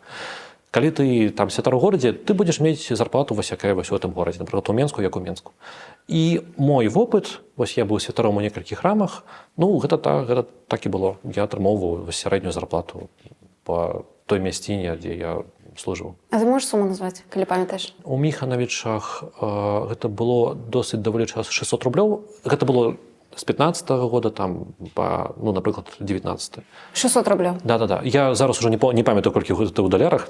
Я памятаю, што там было 600. Потым я магу памыляцца. Мне, пэўна, сталі падвысіў до 800 рублёў у Міханавічах, а потым я ўжо перайшоў у Менскі храм. І ў Менскай царкве я ўжо працаваў на працы. Я ўжо быў, ну, такі святар, які больш працаваў на працы і не так гэтага ўсяго залежаў. Там мой заробак быў таксама скарочаны на палову, я атрымоўваў 400 даляраў. Ну, мы прывязалі тады да даляраў гэту гісторыю. Ну, вось так вось. Гэта правда, што ўсе прыходы абавязаныя скідвацца на патрэбы епархіі? Да, і ў гэтым нічога дрэннага няма. Ну, таму што епархія гэта, ну так працуе царкоўная. Адміністрацыя. Да, царкоўная сістэма, да. Гэта адміністрацыя, і ўсе прыходы там... Тут я ўжо я не магу назваць суму, таму што я ніколі не быў настаятелем, я ніколі гэтых грошай не плаціў. Але, ну да, усе прыходы, яны скідваюцца на адміністрацыю. Адміністрацыя вось за кошт гэтага жыве і штосьці там рашае. І ў тым ліку цалуецца з Лукашэнкам, да. Але, можа быць, наадварот павінна быць, што яны шукаюць грошы ў заможных спонсараў. Да, павінна быць. І перадаюць іх асабліва тым прыходам, дзе вёска, дзе няма каму паклапаціцца пра гэтыя цэрквы. Годзе ў 18-м я праездам быў у Швейцарыі, і мы зайшлі, там была літургія, і мы зайшлі на прыход да сербскай царквы. І мы просто прыйшлі, вось там пазнаёміліся з сербскімі святарамі ў Швейцарыі, сказалі, што мы таксама святары, і вось мы там паабдымаліся, пацалаваліся, пазнаёміліся і кажам, а ці можам мы прыняць удзел вось у службе, ну таму што мы ж усе праваслаўныя. Яны кажуць, так, канешне, да, можаце, ніякіх праблем няма, але вось тут зараз будзе наш біскуп служыць, просто мейце на ўвазе. Мы такі, окей. І мы прывыклі, што вось біскуп, калі ён прыходзіць, гэта ўжо гісторыя не пра службу, дзе ты молішся, а гэта гісторыя пра мерапрыемства, дзе ты стаіш і вельмі баішся. І мы бачым, што на таксоўцы пад'ехаў якісьці дзядуля, які прывёз з сабой у чамадане ўсё сваё адзенне, проста вось праз бакавы ход увайшоў у алтар без всякага пафасу, і ніхто са староў на яго не звярнуў увагу. Мы такі, якісьці дзядуля, таму што наш стракаць святароў з помпай, з вялікай, да? А там ніхто не звярнуў увагу. А потым ён апранаецца, мы глядзім, біскуп, здрасце. Што гэта такое? Вось. І гэта была цалкам, атмасфера на службе, она была цалкам нармалёвая. Людзі маліліся, і ніякага, ні страху, нічога не было. І, паколькі гэта сербская царква, там сербскія традыцыі, там хадзілі, бегалі па алтару якісь дзеці. Гэта дзеці там усё краналі, яны ўсім заміналі, гэта было нармалёва, гэта не было такім дзецкім балаганам, гэта было такім нармальна увогуле.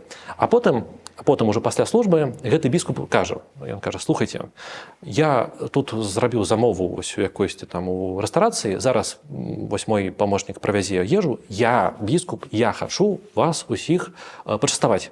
Таму усе святары, і вы таксама беларусы таксама, пойдзем са мной. Мы пайшлі ў асобны пакой, і за кошт біскупа мы ўсе пакушалі. Ці заможны быў там стол? Я не ведаю, гэта была звычайная ежа, проста ежа. Я не ведаю, з якой рэстарацыі ён заказваў, но гэта было, смачна. Так, да. А самае смешнае, калі мы ўжо разыходзіліся, я думаю, што я гэту карціну правільна паразумеў. Я пабачыў, што гэты біскуп падышоў у потай да настаятеля, і біскуп перадаў яму канверт з грашыма. На, тебе трэба, вось тебе мой канверт з маімі грашыма. Гэта нармальна, што ў цэркваў ёсць тарыфы на царкоўныя паслугі? У тым ліку, калі мы гаворым пра пахаванне чалавека. У ідэальным свеце гэта не нармалёва. І у ідэальным свеце мне б хацелася, каб нівогуле ніякіх тарыфаў бы не існавала. І вось тут, калі мы гаворым пра нашу царкву, вось у нашай царкве ніякіх тарыфаў не існуе. Калі камусьці штосьці патрэбна, калі чалавек пытаецца колькі, адказ такі, вось там скарбонка, і як вы палічыце, так і пакідаеце. Кропка. І хацелася б прыйсці да таго, каб усе людзі па ўсім свеце, усе вернікі адчувалі адказнасць за свае цэрквы, за свае прыходы, за сваіх святароў і там за падзеі на сваім прыходзе. І калі святар штосьці неправільнае гаворыць, не хрысціянскае, каб людзі мелі таксама ўладу яму на гэта паказаць, І таксама, каб сваімі грашыма яны маглі б таксама ўплываць на жыццё сваёй парафіі. Але зараз мы вось не ў тым месцы, на жаль. І эканоміка царкоўная, якая ёсць зараз у Беларусі, яна працуе трошку інакш, яна працуе вось на такім продажы розных рэчаў, што я лічу неправільным, але вось гэта як ёсць. А гэта таксама вызначаецца як бы асобнай царквой, ці гэта зверху прыходзіць, што кшталту бярыце столькі? У розных епархіях ёсць розныя падыходы, і вось, напрыклад, я ведаю, што ў некаторых епархій, каб ўсё ж такі абмежаваць, былі спробы зрабіць такія цэннікі, калі ты ў вёскі, то вось столькі бяры, калі ты ў горадзе, то вось столькі, максімум, да? А дзесьці такога не было. То бок, напрыклад, калі ты святар і ў вёскі, і там у тебе 5 бабуль, і улетку там яшчэ некалькі людзей прыязджае адпачыць у гэтую вёску, пэўна, я так думаю, я ніколі не быў настаіцелем у вёскі, але я думаю, што самі абставіны яны вымушаюць цябе штосьці такое рабіць. Там рабіць свечку за мільярд грошай, проста каб існаваць. Ці правільна ли гэта? Канешне, не. Мне так не хацелася, але гэта так працуе. І я рады, таму што ў мяне ёсць магчымасць у дадзены момант ўсё ж такі абходзіцца без гэтага і спрабаваць будаваць іншую эканоміку. Што ты думаеш пра Свята-Елісаветинскі манастыр? Я лічу, што гэта кропка на теле царквы, за якую і на теле Беларусі, за якую мне як святару, як беларусу, асабіста мне вельмі сорамна. Таму ёсць некалькі прычын. Гэта праваднік, брутальны праваднік ідэалогіі рускага міру.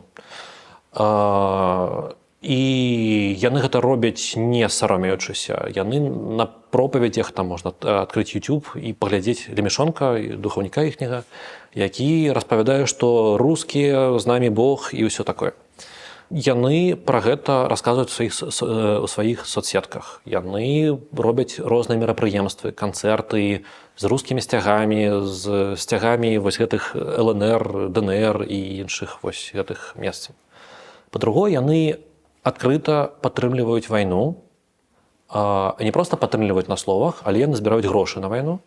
І ў іх соцсетках можна пабачыць, што там монахіні манастыра, яны пішуць: «Дзякуй вялікі, з вашай дапамогай мы там набылі аўтамабіль для нашых, іхніх, ваяроў». І там буханка і ваенны расійскі. Па-трэцяе, гэта гісторыя пра абсалютнае крывадушша, па-руску, па-расійску, лицемерие.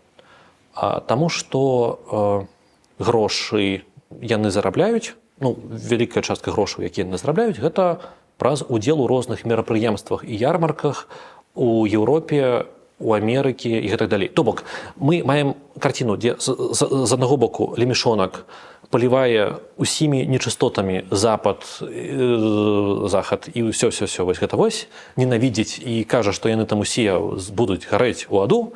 А з іншага боку мы маем монахі манастыра, якія прыязджаюць у Еўропу, робяць выгляд, што яны бедныя няшчасныя монахіні, якія там нікога ніколі не чапаюць з Беларусі, якія самі пацярпелі супраць усяго гэтага, стаяць сваімі палаткамі і прадаюць там свае рэчы і зарабляюць на гэтым грошы. І я рада таму, што, напрыклад, хрысціянская візія, наколькі я разумею, адна з місій такіх маленькіх, якую яны перад сабой ставяць, яны робяць падборку, канспектуюць усе выказванні Лемешонка, усе пасты, ўсё астатняе, і калі дзесьці заўважаецца гэты намёт манастыра, то да ўладаў гэтага горада ці да той царквы, якая пусціла да сябе гэтых монахінь, абмануўшыся іх святасцю. Іх святасцю, да. Яны дасылаюць ліст, што глядзіце, ёсць такія людзі. Я не ведаю, што яшчэ сказаць пра гэту установу. Але ведаеш, ёсць адчуванне, што Лемешонак увогуле не бачыць ніякіх аўтарытэтаў. То бок, просты прыклад. Напрыклад, быў ковід, так? І спынялі службы. РПЦ спыніла, БПЦ падпарадкавалася загаду. Лемешонак і Свята-Елісаветинскі манастыр дружна паслалі ўсіх на 3 літары. Я не ведаю, чаму. Да, гэта абсолютно клас.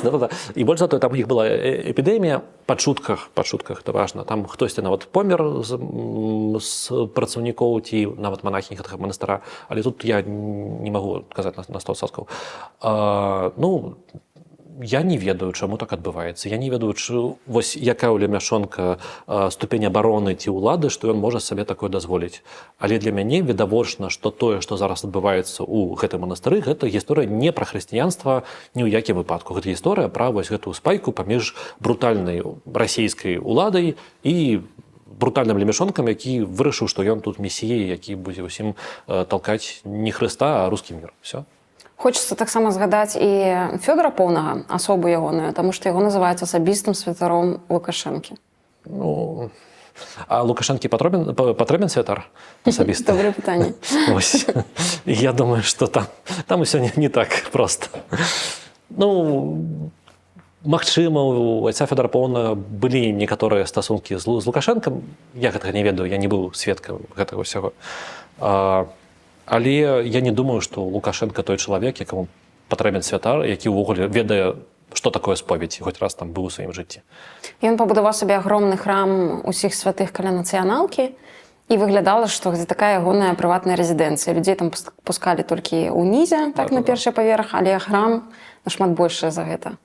Ну, так, вялікі такі амбіцыйны праект. Дарэчы, цікава, што ёсць тэорыя, прабачце мяне за шмат тэорый, але у нас такая размова зараз, што так, айцец Фёдор Поўны, ён калісьці быў такім святаром, праз якога Лукашенко размаўляў з царквой, таму што, напрыклад, у мітрапаліта Філарэта хапала незалежнасці, моцы і проста розуму на тое, каб вельмі так блізка не сябраваць з уладай. І, напрыклад, мітрапаліт Філарэт, ён таксама вакол сябе трымаў некалькі людзей, якія прымалі на сябе удар улады і ўсё ж такі трымалі дыстанцыю паміж Філарэтам і Лукашэнкам. Якая-някая, але яна была. А Поўны ён пайшоў абдымацца, цалавацца і таму быў улюблёным святаром Лукашэнкі. Пэўна, пра гэта думка ідзе. Потым пры мітрапаліце Паўле тое самае. Мітрапаліт Павел ўсё ж такі яго была ступень незалежнасці. І таму Поўны быў патрэбен. Але потым з'явіўся мітрапаліт Веніамін, і Поўны стаў проста не патрэбен, таму што для чаго цалавацца з айцом Фёдорам, калі ёсць мітрапаліт Веніамін. І напрыклад, той вялікі храм, які айцец Фёдор калісьці будаваў, ён ужо не настаятель гэтага храму. Настаятель там мітрапаліт Веніамін. Ён прыйшоў і сказаў: я мітрапаліт, маё, аддайце. Раскажы пра ваш прыход, як ён утварыўся. Наш приход – это уникальная точка на карте мира, причем не только географически, но еще и во времени. Потому что мы единственный приход в мире. Во времени, наверное, такие были, но их буквально единицы, который абсолютно про Беларусь, про белорусов, который не связан на сегодняшний день ни с какой этой агрессивной политикой, и мы имеем свободу и власть говорить то, что вообще должны говорить священники, о том, что убивать людей нехорошо, насиловать людей нехорошо, то, что делал Лукашенко и Путин, и патриарх Кирилл, это плохо. И мы этим пользуемся. В системе мирового православия мы находимся в составе Константинопольской церкви, исторической, которая была на этой территории. И здесь, в Литве, после начала войны, была очень такая драматичная история, когда среди литовских священников часть выступила жестко против войны, вопреки общему дискурсу. И за то, что они говорили и не хотели участвовать в том, чем нужно было участвовать, их выгнали из литовской церкви и лишили сана. Эти 5 священников написали апелляцию в Константинополь, как к древнейшей вообще православной церкви. По церковным правилам, у Константинопольского патриарха, как у когда-то патриарха главного византийского города, есть право решать такие сложные вопросы. И пришел ответ из Константинополя от патриарха Варфоломея о том, что да, мы не признаем ваше лишение сана, потому что оно не имеет никакого отношения к церковным канонам, и это полностью политическое решение и что-то такое. Этих 5 священников приняли в Константинопольскую церковь. И мы с отцом Георгием, мы тоже ждали этого момента. Я на тот момент в Литве уже жил больше года. И мы тоже написали прошение о том, что мы священники из Беларуси, мы не можем вернуться в Беларусь. Более того, мы хотим быть священниками, а не идеологической обслугой русского мира. Мы хотим быть священниками, которые про Беларусь. И вот тоже написали прошение. На что нам пришел ответ, что да, конечно же, я воспринимаю к себе, потому что, а как иначе? И вот так образовался сначала наша маленькая группа священников, потом нам был образован экзархат. Экзархат – это полусамостоятельная. Кстати, в Беларуси тоже Белорусская православная церковь, тоже экзархат в составе Московской церкви. Был образован экзархат, который является наследником той древней Константинопольской церкви, которая существовала на этой территории вообще всю дорогу, пока всех не скушала Москва. Нам был назначен экзарх, иеромонах Иустин. Он эстонец, который никогда в жизни не был в РПЦ, не знает, что такое РПЦ. Он всю жизнь был в Константинополе, и который человек абсолютно из другого мира, и другого мира церковных отношений, где нет этого вертикального всего сверху вниз. Например, если Иустину что-то не нравится того, что я делаю, либо что-то я говорю, он ко мне приходит и говорит: мне не нравится, что ты делаешь, что ты говоришь. Но вообще ты свободен делать и говорить все, что ты хочешь, потому что ты отдельная личность. Просто имей в виду, что мне это не нравится. И все, да. Будучи в составе этого литовского экзархата, мы помним, что в Литве находится официально почти 60 тысяч белорусов.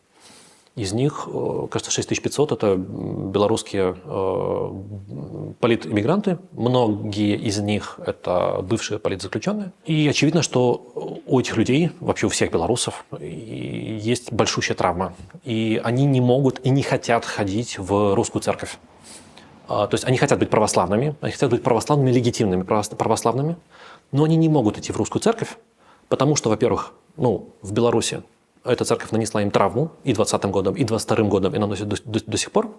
Во-вторых, церковь в Литве, которая РПЦ, из которой, которая еще здесь существует последние 250 лет, она формально пытается играть с литовским государством, что мы тут немножко самостоятельные. По факту на приходах она очень даже провоенная, и они это очень плохо скрывают. И очевидно, что белорусы не могут идти к таким священникам, потому что они от этих священников уехали в Беларусь. И да, возникла необходимость в каком-то приходе, именно белорусском приходе, в составе этой литовской церкви. И у нас приход. Чья миссия? У нас есть несколько, кругов прихожан. Первый круг – это люди, которые к нам приходят физически ножками в это помещение. Это те белорусы, православные, которые живут в Литве и которым нужно быть православными, которые себя так ощущают, и с которыми мы уже как священник и в рамках этого прихода работаем. Но есть же и другие люди. Во-первых, есть огромное количество просто политэмигрантов и просто эмигрантов, например, в Польше, либо еще где-то, которым мы интересны. И наша задача, как минимум, этим людям рассказать о том, что православие – это не история про Лукашенко, Путина, русский мир и агрессивную войну, а вообще-то православие – это сильно больше, сильно древнее, и Лукашенко, Путин, русский мир и война – это просто частный случай людей, которые в данной точке сошли с ума. И это вообще ни разу история не про христианство, не про православие. Православные – это мы. И, собственно, мы хотим и пытаемся это делать. А третья наша, аудитория – это белорусы в Беларуси. К сожалению, на сегодняшний день у нас нет ресурса, чтобы нормально, разговаривать с белорусами. Потому что, это много ресурсов, много времени, много сил на это нужно положить. А мы с Георгием, мы работаем на работах. Да? Я к тому, что если вдруг есть какой-нибудь спонсор, какой-нибудь, который хочет нам выплатить стипендию, чтобы мы были священниками, я не против. Да. Вопрос о том, откуда деньги в церкви. Чтобы мы были именно священниками. Но, тем не менее, мы ставим перед собой большую задачу разговаривать с белорусами о том, что такое настоящее христианство, о том, что такое настоящее православие, что оно не связано с этим безумием, которое сейчас творится в Беларуси. И что безумие отдельно, христианство отдельно. В целом, это довольно полезно выходить за рамки какого-то своего мира и вдруг узнавать тем же православным белорусам, что православный мир клином не сошелся на патриарха Кирилля. Оказывается, он сильно больше, сильно сложнее, и там сильно все вообще по-другому работает.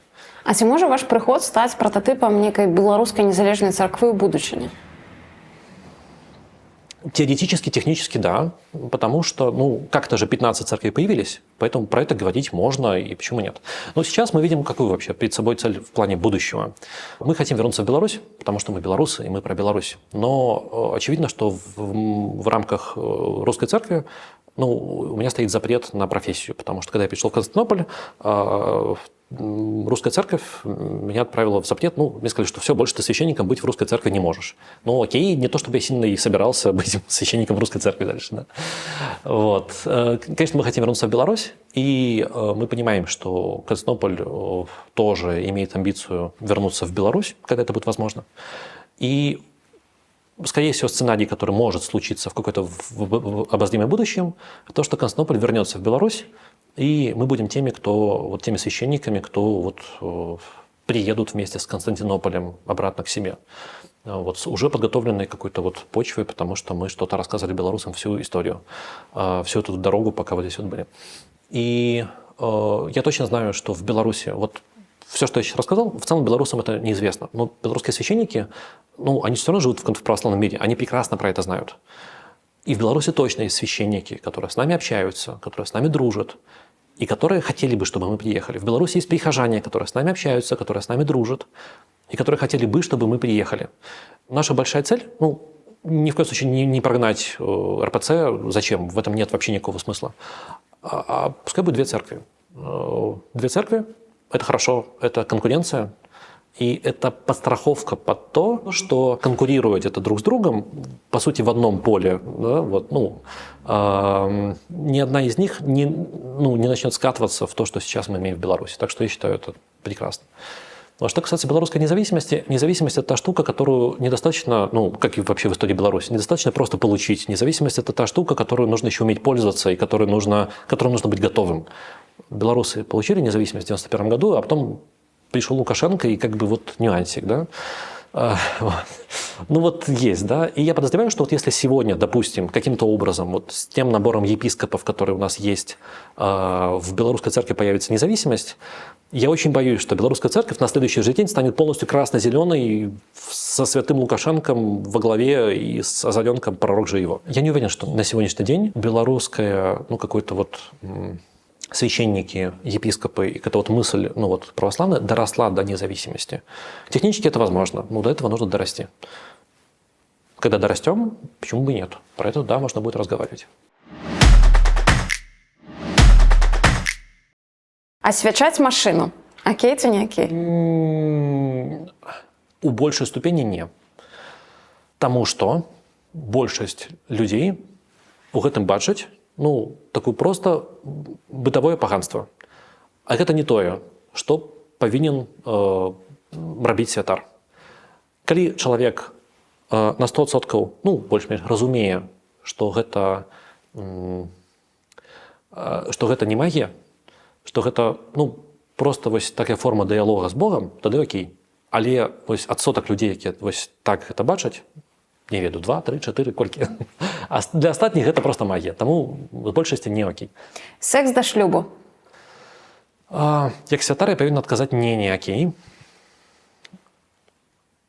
Але я разумею, што мы зараз у той кропкі гісторыі, дзе увогуле шлюб гэта гісторыя так проста працуе наше грамадства. Ён адкладаецца на 30 год звычайна. А ў 20 год там дзесьці пік гэтай сексуальнай актыўнасці людзей.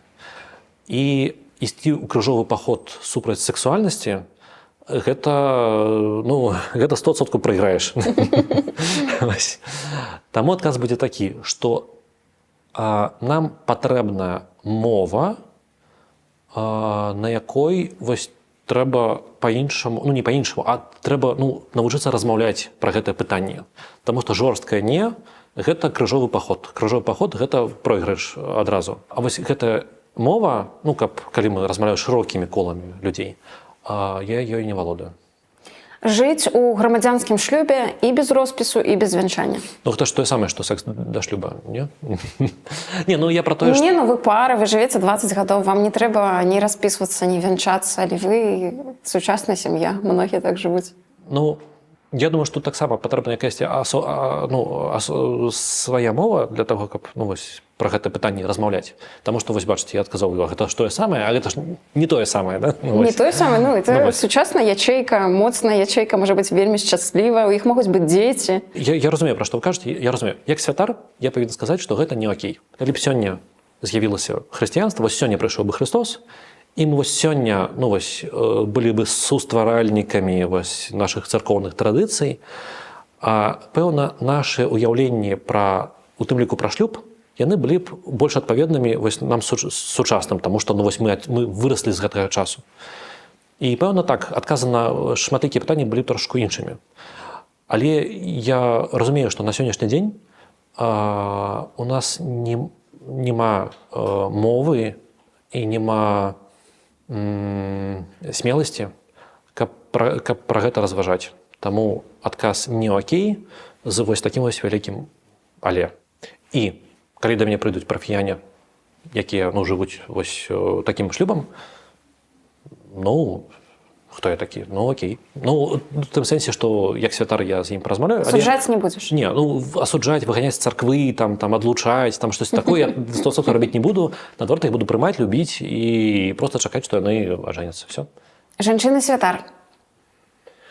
Я бы сказаў так, што на сённяшні дзень да гэтага не гатовае нашага грамадства, мне падаецца. І царква таксама праваслаўная да гэтага глобальна не гатовая. Таму, калі, напрыклад, сёння з'явіцца праваслаўная жанчына-святары, гэта будзе ну, досыць ну, такім вялікім расколам. Да? Вось. Ну, таму, што так склалася гістарычна, таму, што ну, гэта вось такая скрепа, на якой ну, ўсё стаіць. Таму ну, гэта як... Ну, гэта вельмі такая моцная змена. Але я магу падумаць, што праз там некалькі соцень гадоў вось думка можа прыйсці да такога. І больш за тое, тут я не магу гэтую гісторыю расказаць, ну, падрабязна, таму што я не ведаю падрабязнасці, але у Александрыйскай праваслаўнай царкве, гэта ну, царква Афрыкі, ну, адна з праваслаўных царквах, там стаўленне да дзяўчынак у царкве, яно яшчэ больш цікавае, таму што, напрыклад, там ёсць дзяўчынкі, якія заходзяць у алтар і дапамагаюць падчас службы. І ёсць фотаздымкі, дзе яны вось у сціхарах, вось там са свечкамі падчас службы ходзяць. І зараз была навіна, ну там трэба паглядзець вось акалічнасці і падрабязнасці, але была навіна, што яны рукапалажылі ў дыякана жанчыну. Я не ведаю, як на гэта адрэагавала вось афрыканскае грамадства. Але ну ж якісьці працэсы яны ёсць. Яны досыць цікавыя, але больш паразважаць мне цяжка будзе. А ты б асабіста падтрымаў, калі б паўстала такое пытанне? Ну, я б сказаў, мне было б цікава. Пэўна, я б не ваяваў з гэтым. Жадаць смерці кату. Ну, вось, зноў пытанне, дзе ты не скажаш, окей ці не окей, ну што у вас за пытанне такія? Таму што я разумею, што каты, вось, ну, як я магу сказаць, што ўсе ўкраінцы, прабачце, ўсіх рускіх ваяроў, якія тут вас гвалцілі. Ну, зразумела, што гэта так не працуе. Зразумела, што ўсё больш складана, і так жертвы гэтага расійскага гвалту, вось у гэтым жаданні смерці, яны ў яго ўкладаюць сваю боль. І гэта гісторыя ў большай ступені пра боль. Мне падаецца, што гэта гісторыя пра добрага тэрапеўта ў першую чаргу. То бок не окей ждаць камусьці смерці, таму што гэта сведчанне ў першую чаргу пра тое, што ў цябе, як у чалавека, ёсць траўма. І з гэтай траўмай трэба працаваць. Вось. А траўма можа быць вельмі вялікая, і на якую ты маеш 100% правоў. Ну, таму што ў нас тут вайна, напрыклад. То бок, ну, але ж яна цябе траўмавала. Атрымліваць благаславенне, каб ісці ваяваць. А з якога боку? З любога. Ну, зразумела, калі, напрыклад, вось у сённяшніх умовах да мяне прыйдуць якімсьці чынам там расійскія ваяры скажуць: бацюшка, добраславіце ваяваць, я скажу: не-не-не, не-не-не-не, і наадварот. А калі ўкраінскія вайскоўцы? Тычыцца, ну, напрыклад, да, украінскіх вайскоўцаў ці беларускіх добраахвотнікаў. Яны ідуць абараняць. Да, але хутчэй моя пропаведь ім будзе пра тое, што вы павінны разумець, што вы і дзіцё таксама Вы не идете не быть героями, ну вось у рэлігійным сэнсе. Вы идете, каб у вас просто выбор такі, ці оказаться, ну вось аддаць пад зло ўсё сваё, што зло, ці быць пакалечанымі гэтай вайной. І вы ідзеце, каб быць пакалечанымі. І паспрабуйце вось у гэтай вайне, вось у гэтай гісторыі не апынуцца ў стане, дзе вы растрацілі ўсю сваю чалавечнасць. Паспрабуйце ўсё ж такі памятаваць, што там яны ворагі, пытанняў няма, але гэта таксама людзі. І калі вайна скончыцца, калі вы вернецеся, таксама памятайце пра то, што вось вам трэба будзе потым змагацца доўгі час з сабой. І вось у такім выпадку так. Прадаваць святую ваду. Не, ну что, каб што? Чтобы што? Зарабіць? Ну, як цыркоўны мерч. Не, таму што гэта гісторыя, якая лье бензін на вогнішча вось гэтага народнага паганства. То бок святая вада, яна мае права на існаванне, але ў правільным сэнсе, ў правільным кантэксце, які разумеюць колькі адсоткаў беларусаў. Таму лепей не. Сёння мы не гатовы. Хадзіць у царкву без хусткі і ў штанах. Абсалютна да, на 100%. Ну, таму што, па-першае, гэта традыцыя. І традыцыя так, якая ёсць у Беларусі. Але вось, напрыклад, у нас тут у царкве, я думаю, што у нас, ну, пэўна, хтосьці ходзіць у хусткі, але 95% наших дзяўчын, жанчын і бабуляк, яны без хустак, ну, таму што, чтобы што. Ну, вось у нас такая традыцыя. І ўвогуле, вось у праваслаўным свеце шмат у якіх цэрквах і месцах ніхто не носіць платкі і ўсё такое. Я пра тое, што традыцыя адзення традыцыі, мы іх там паважаем, ўсё такое, дрэнна, калі гэта традыцыя становіцца сэнсам і замінае прыходзіць людзям у царкву. Вось гэта дрэнна. Мне падаецца, што ёсць такая праблема. Калі, напрыклад, я быў у Белгарадзе, гэта было вельмі даўно, я просто праезжаў паміж Белгарада, я быў у шортах і думаю, о, храм, трэба зайсці. Ну, цікава ж паглядзець, што ён. Я захожу ў шортах храма, а мяне не пусцілі. Я нават разумеў, што піскаць пра тое, што я тут святар, не трэба. Таму я таксама пацярпела ад гэтага ўсяго. І у нашу царкву можна прыходзіць. І ў шортах. І ў шортах, і, ну, да, вы ўсё зразумелі.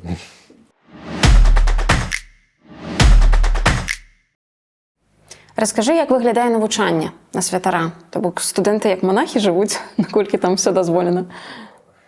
Семінарыя – гэта закрытая навучальная установа. Вось можна, хацелася бы параўнаць яе там з закрытымі ангельскімі, напрыклад, коледжамі. Але гэта не так, таму што семінарыя – гэта такі беларускі, у большай ступені беларускі інтэрнацыянал, куды прыязджаюць хлопцы з усёй Беларусі. І для многіх з іх гэта такі вельмі добры сацыяльны ліфт. І, напрыклад, на сваім курсе я быў з Менску, толькі я адзін. Было некалькі чалавек з гародні, таксама з іншых вялікіх беларускіх гарадоў, але вялікая частка была менавіта з вёсак. І вось, напрыклад, ёсць такая вядомая ў семінарыі вёска, называецца Рубель. І амаль што ўсе хлопцы з гэтай вёскі ішлі вучыцца ці на сілавікоў, ці на святароў.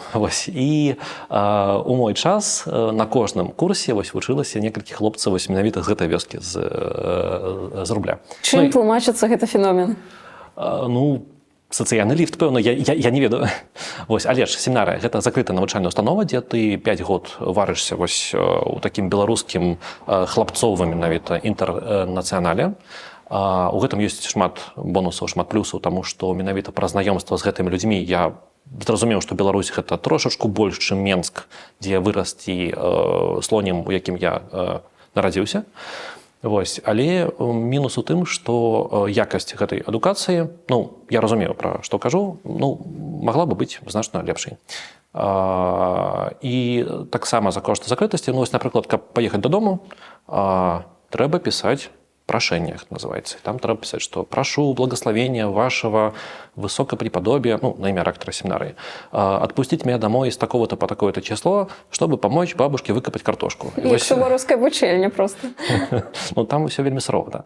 И вот тебе могут отпустить там на несколько дён, а могут и не выпустить. А так, ну, ты вот маешь каникулы улетку, каникулы на Великдень, каникулы на Рождество, а остатний час ты вот там сидишь и вучишься. Да. Само навучанне таксама гэта цікавая гісторыя, таму што там, ну, калі збіраецца шмат маладых, бадзёрых, здаровых хлопцаў у адным месцы, вось, з імі трэба штосьці рабіць, вось, і ім прыдумваць розную працу, розныя заданні.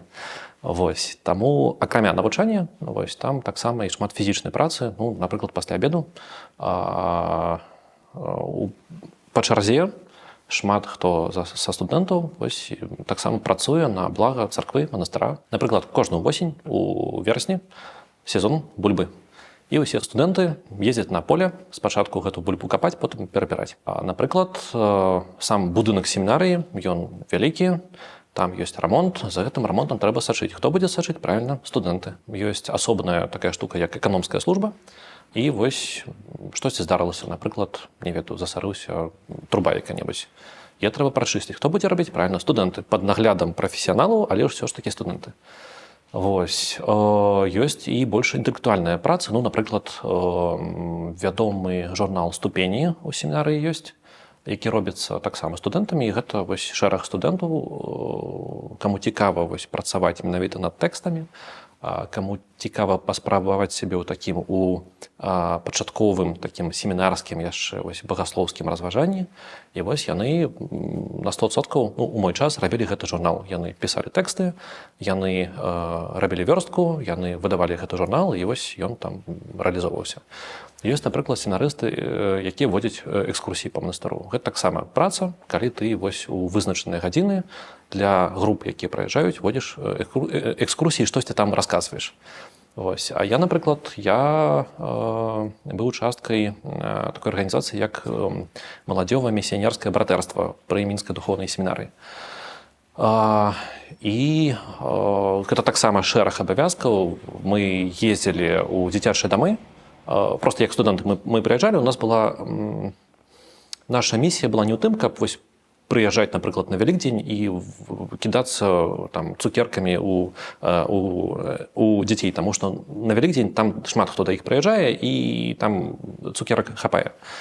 Вось, нам было больш цікава проста прыязджаць да іх рэгулярна і проста сябраваць з гэтымі дзяцьмі. Вось. Улетку мы праводзілі лагеры. Мы бралі гэтых самых дзяцей, вывозілі ў лес, там, у намёты на 2-3 тыдні і жылі з імі проста ў лесе. Вось, студэнты нас некалькі чалавек і балаган 14-гадовых падлеткаў. І мы іх там воспитывали.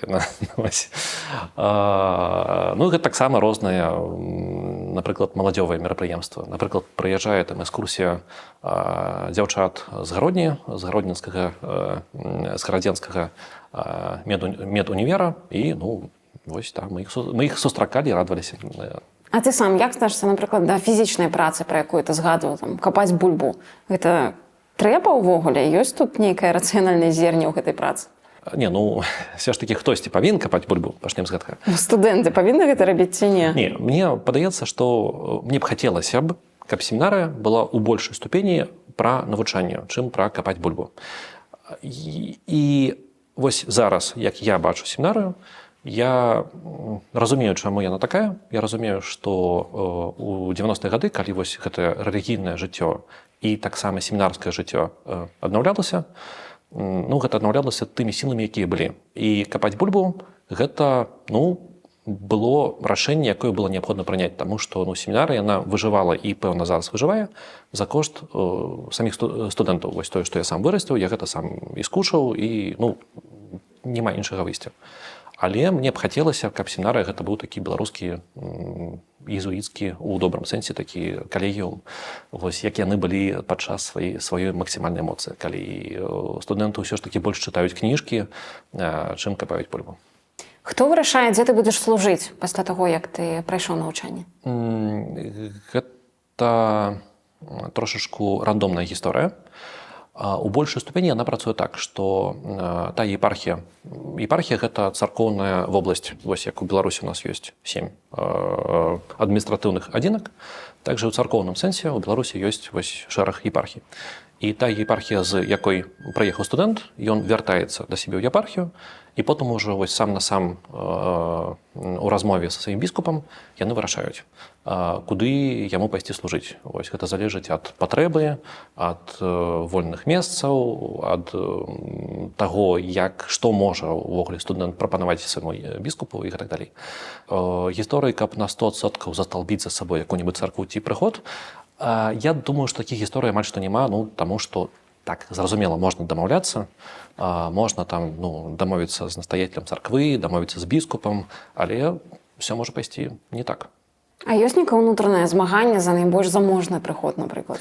Не сярод семінарыстаў. Самыя заможныя прыходы, яны ідуць ужо больш заможным святарам. А 20гадовых падлеткаў там ніхто ў гэтым змаганні не чакае. Гэта праўда, што перш чым ісці служыць, трэба пабрацца шлюбам, а таму многія святары звычайна бяруць шлюб вельмі рана? Да, не зусім так. Каб стаць святаром, ёсць 3 шляхі у праваслаўных менавіта. Першы шлях гэта стаць манахам, але зразумела, што гэта вельмі такое жорсткае рашэнне, і манахамі хутчэй за ўсё, калі мы гаворым пра сапраўднае манаства, а не пра кар'ерны шлях, вось менавіта манахамі становяцца людзі хутчэй за ўсё гадоў у 40, у 50, які ўжо маюць некаторы вопыт, некаторую зламанасць у жыцці. Вось. А так, манахамі ў 17 год становіцца адзін чалавек з курса, але гэта заўсёды гісторыя, такая, даволі, якую мне цяжка каментаваць. Другі варыянт гэта і не ажаніцца, і не стаць манахам, а проста пайсці па шляху святарства. Але гэты варыянт для большасці зачынены, таму што калі ты ўжо святар, і калі ты стаў святаром, будучы без шлюба, ты ўжо не можаш ажаніцца. І ўсё ж такі царква пазбегае гэтага варыянта, таму што потым узнікае шмат пытанняў, шмат, пэўна, разважанняў у чалавека, які пайшоў па гэтаму шляху. Ёсць прыклады, калі людзі менавіта так станаліся святарамі, але яны даволі рэдкія. І трэці варыянт, так, спачатку жаніцца. І тут ёсць відавочная праблема, таму што, вось у 17 год ты паступаеш у семінарыю, вось у 22 гады ты яе скончваеш, у цябе ёсць варыянт пайсці далей у акадэмію, напрыклад, нават ты павучыўся ў акадэміі, вось табе 25 год. А далей што? Таму што дыплом семінарыі, ён не прызнаецца ніякімі дзяржаўнымі установамі нават у Беларусі. Мы не кажам ужо пра ўвесь сусвет. Таму семінарыя гэта такое спецыфічнае месца, якое навучае цябе быць святаром, кропка. І больш, гэта даволі цяжка прымяніць у іншым жыцці. Таму так шмат людзей жэняцца у ўзросце 20 год, 22 год. А праблема ў тым, што мне падаецца, што зараз наш свет так пабудаваны, што ў 20-22 гады мы ўсё яшчэ дзеці. І гэта даволі важнае пытанне, і потым за яго так могуць быць праблемы. Ці адпавядае часу вельмі жорсткая пазіцыя царквы, што датычна разводаў? Ці не час яе бы ўжо змяніць? А давай я цябе ўсё ж такі спытаюся, што ты маеш на ўвазе пра разводы? Царква не ухваляе разводы ні ў якім выглядзе. І грамадства таксама. І дзяржава таксама не ухваляе разводы. Скажы, калі ласка, што, каб я разумеў, на якое пытанне адказваю, як ты думаеш, што царква думае пра разводы? Я лічу, што царква асуджае ў любым выглядзе. То бок, мне здаецца, што сучасная пазіцыя, калі 2 чалавекі нешчаслівы ў шлюбе, гэта нагода развесціся. І неважна, ёсць там хатні гвалт, няма хатняга гвалту, алкагалізм, не алкагалізм. 2 чалавекі пачалі думаць па-рознаму, яны ідуць, развіваюцца ў розных кірунках. Гэта падстава для таго, каб не мучыць аднога, а пайсці кожны асобным шляхам. Калі адбываецца так, што 2 чалавекі разыходзяцца, у царквы няма інструментаў, каб іх усё ж такі заставіць жыць разам. Больш за тое, я ведаю, што зразумела, што кожная гісторыя развода – гэта асобная гісторыя і вельмі складаная гісторыя. І калі людзі прыходзяць да святароў ужо размаўляць сам на сам, і калі святар, ён ужо больш-менш сталы чалавек, ён не будзе іх адгаворваць, таму што ён разумее, у якім свеце мы жывём. Так, нам хацелася б жыць у ідэальным свеце, дзе ніякіх разводаў не бывае, што ўсіх кахаюць, што ўсе жэняцца адзін раз і на ўсё жыццё, і што ўвогуле вакол ружовыя кветачкі растуць. Але мы жывем у рэальным свеце, і мы разумеем, што так бывае, што людзі разыходзяцца, і калі гэта адбываецца, царква гэта проста прымае як дадзенасць. І вось, напрыклад, у каталікоў гэты падыход значна больш жорсткі. Каталікі на сваёй справе не прызнаюць разводы, прызнаюць, але там больш абмежаванняў. А праваслаўныя так бывае, да. Чаму ў які момант ты пайшоў у IT? Па-першае, до таго, як паступіць у семінару, я вучыўся у Менску ў 50-й гімназіі. Гэта фізіка-матэматычная гімназія, і вось мае бліжэйшыя сябры, у нас быў такі суполка 7-8 класнікаў, тых, хто любілі праграміраванне. Гэта была проста модная рэч у мой час. І я таксама тусаваўся з імі, і мне было проста прикольна, гэта мае сябры. Потым я паступіў у ліцэй БДУ на матэматыку, і якісьці момант, вось я ўжо святар, мне там, напрыклад, 25 год, тады было там 24, і я глядзеў на сваіх блізкіх сяброў, і я разумеў, што гэта альтэрнатыўны шлях, вось кім бы я мог бы быць, калі б я не пайшоў у семінарыю. І мне хацелася паспрабаваць, і таму так мне было некалькі заходаў паспрабаваць сябе на светскай працы. Я гэта рабіў. Гэта першы адказ, першая палова адказа на твоё пытанне. А другая палова прыкладна такая, што ў свеце існуе два падыхода да таго, як святар можа зарабляць грошы. Першы варыянт, да якога мы у Беларусі больш-менш прывыклі, калі святар жыве за кошт сваёй царквы. Гэта нармалёва цалкам. То бок святар адказвае за царкву, клапоціцца, каб я не ведаю, каб не было дыркі ў столі, да, і каб усё было больш-менш прыгожа, клапоціцца пра сваіх парафіян, размаўляе з імі і гэтак далей.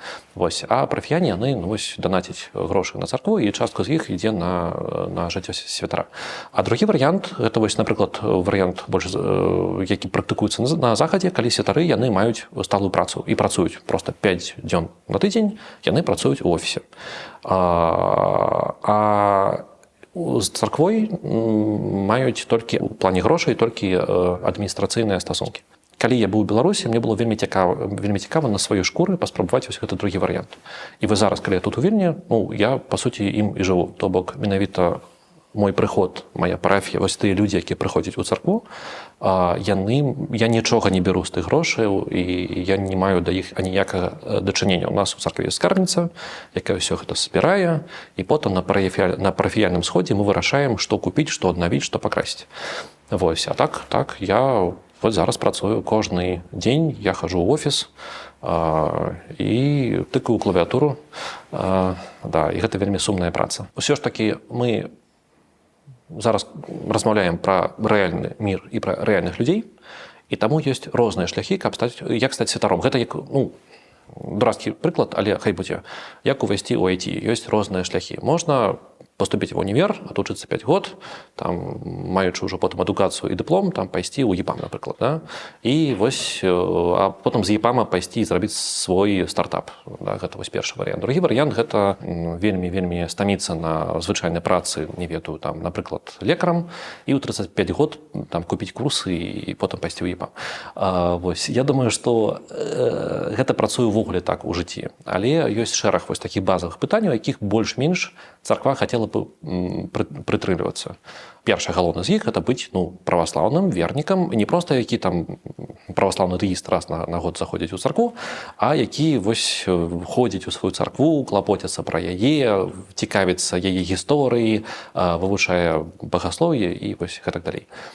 Другое важнае ўсё-такі пытанне – гэта адукацыя.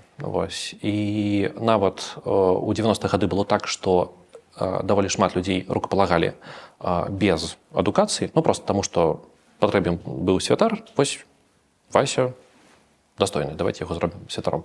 Але ж потым была хваля таго, што давайте такіх святароў мы завочна, больш-менш фармальна, але ўсё роўна хай яны скончаць семінарыю, каб хоць штосьці засталося ў галаве, ну каб мінімальны мінімум быў. І вось гэтае мінімальнае пытанне адукацыі, яно больш-менш вытрымліваецца. Вось. Ну, трэцяе, я думаю, што не быць скандальным вось настолькі, каб твоё святарства замінала, каб твой імідж не замінаў твайму святарству, я думаю, так. Я пытаюся не проста так, тому што мяне персанальна цікавіць, ось як мог стаць святаром такі чалавек, як Канстантин Бурыкін, так? Бацюшка са свастыкай яго называлі. То бок гэта чалавек, у якога дома былі выявы свастыкі. Ну і ты думаеш, фашыст і святар, ну, як гэта магчыма? Давай тут зробім важнае слова, дысклеймер павесім, што калі адбывалася гісторыя з Канстантынам Бурыкінам, гэта які год, 10-й, 12-й, 8-й? Ну, штосьці так. Ну, скандал быў пазней. Скандал быў 10-16 год, можа быць, недзе так. Я пра тое, што я памятаю, што пра гэта пісалі ЗМІ, але вось менавіта гісторыя вось Канстантына Бурыкіна прайшла міма мяне, таму што я выпусціў семінарыю ў 15 годзе, і я быў яшчэ вельмі малады зялёны святар, які жыў вось у такім вельмі прыгожым ружовым свеце, а ўсе гэта вашы СМІ мне былі зусім не цікавы. Вось, таму менавіта пра кейс айца Канстантіна я не магу нічога сказаць, такога вось упэўненага, таму што я нічога не ведаю пра яго. Зараз калі мы размаўляем, то мы размаўляем не пра той кейс, а ўвогуле пра вось такія выпадкі. Так, любая сістэма час ад часу яна дае збоі. Як гэта адбывалася менавіта вось у айца Канстантіна, я не ведаю. Вось. Але калі тое, што пісалі СМІ, гэта праўда, зразумела, што гэта вялікая памылка. Як увогуле адбываецца вось гэты фільтр, так? Гэта ж не адзіная гісторыя, напэўна, у гісторыі царквы, так? Ўсё ж такі павінны быць нейкія моцныя фільтры, якія не дазваляюць трапляць туды людзям з вельмі незразумелымі маральнымі арыенцірамі. Давай з тобой паспрабуем паразважаць. Вось уяві, ты біскуп. Жух, да?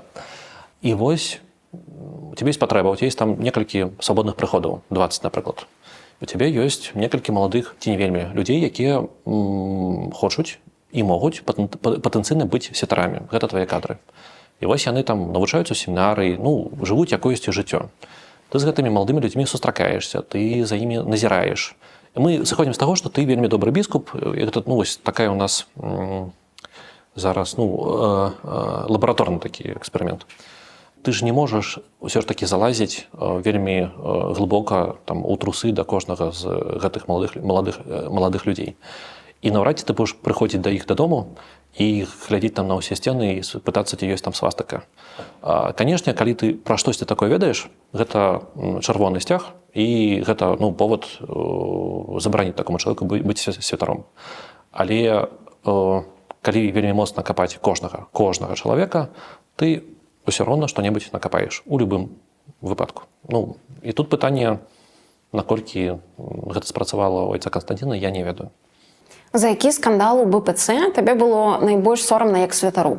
У мяне зараз ёсць два жыцці. Першы варыянт жыцці – гэта тое, якое пражываў святарска ў Менску, будучы святаром у Менску.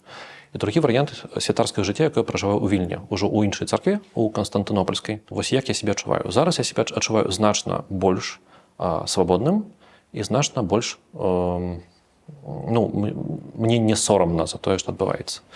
Вось, таму што так, зразумела, што ў Беларусі ёсць праблема, што сама палітыка царквы фармальная. Царква сябе бачыць як вось такая частка грамадскага апарата, які сябруе з фармальнай дзяржавай. Напрыклад, мітрапаліт Веніамін сустракаецца, ці мітрапаліт Павел сустракаецца, абдымаецца там з Лукашэнкай. Вось, гэта ўсё транслююць па тэлебачанню. Лукашэнка прыязджае ў некаторыя цэрквы, там робіць свае палітычныя стендапы, прапаведуе свой праваслаўны атэізм у царкве. І мне кожны раз было балюча, мне кожны раз было вельмі стыдна за гэта. І мне было вельмі некамфортна, таму што я разумеў, што я таксама святар, і вось усе гэтыя пытаннішкі да гэтага Лукашэнкі ў царкве, яны таксама тычацца мяне, таму што я частка гэтай сістэмы. І ўвогуле маё агульнае адчуванне было, мне было некамфортна. Вось, таму што мне хацелася заўсёды крычаць пра тое, што я не маю да гэтага аніякага дачынення, я супраць. Я рада таму, што тут зараз вось у Вільні, у Канстантынопольскай царкве ўсяго гэтага няма. І я, святар, адказваю за сябе, за свае словы і за свае ўчынкі. Стала вядома, што ў калоніях беларускіх зняволеным асуджаным з нізкім статусам не дазваляюць хадзіць у царкву. І недавно пра гэта, напрыклад, расказваў блогер Вадзім Ермашук у Току. Як ты да гэтага ставішся? Як такое магчыма ўвогуле? Мне б хацелася, каб святары і каб царква ўвогуле заступалася за такіх людзей. І вось мне падаецца, што тут ёсць праблема. Праблема ў тым, што я не чую голаса царквы, якая б абараняла вось гэтых людзей. Я не чую голаса мітрапаліта Веніаміна, напрыклад, ну, як главы, як экзарха, вось, які кіруе ўсім гэтым экзархатам, які б звяртаў на гэта ўвагу. Я не чую голаса біскупа, вось, які адказны за той самы горад і за тую самую калонію. Я не чую голаса спецыяльнага святара, вось, які павінен хадзіць час ад часу гэтую калонію там, і служыць службы, напрыклад. І так, гэта вялікае пытанне да нашай царквы. Мне падаецца, што гэта памылка, і гэта таксама зло і неправільна, калі мы проста закрываем на гэта вочы. Каб трошачку апраўдацца, я аднойчы з аднім сваім сябрам святаром мы таксама разважалі пра гэта пытанне. Ён мне кажа: глядзі, турэмная сістэма ў Беларусі пабудавана так, што вось унутр турмы можа зайсці толькі свой. Ці толькі той чалавек, якога сілавікі прызнаюць сваім. І ён кажа, гэта не турэмны святар, але ён кажа: глядзі, вось уяві, што ты, вось у цябе ёсць місія быць турэмным святаром. Калі ты пойдзеш у свой блог пісаць пра ўсе злачынствы, якія ты бачыў па той бок турэмнай сцяны, больш табе ніхто ніколі не пусціць унутр. І ніякай пользы вось тым людзям, якія сядзяць там, ад цябе не будзе.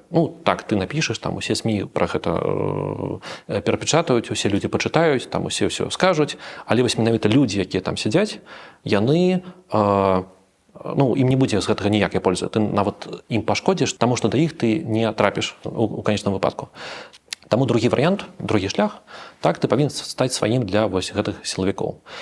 І мне хацелася б спадзявацца, я не ведаю, так гэта ці не, але мне хацелася б спадзявацца, што ўсё ж такі невялікі адсотак, ці ўсе святары, якія турэмныя, якія вось трапляюць туды, яны сябе прыносяць у ахвяру, таму што яны ахвяруюць сваім іміджам, каб сілавікі думалі, што яны свае, але ўзамен яны маюць магчымасць пранесці там бутэльку вады ці некалькі словаў вось з вялікага свету для тых людзей, якія там сядзяць.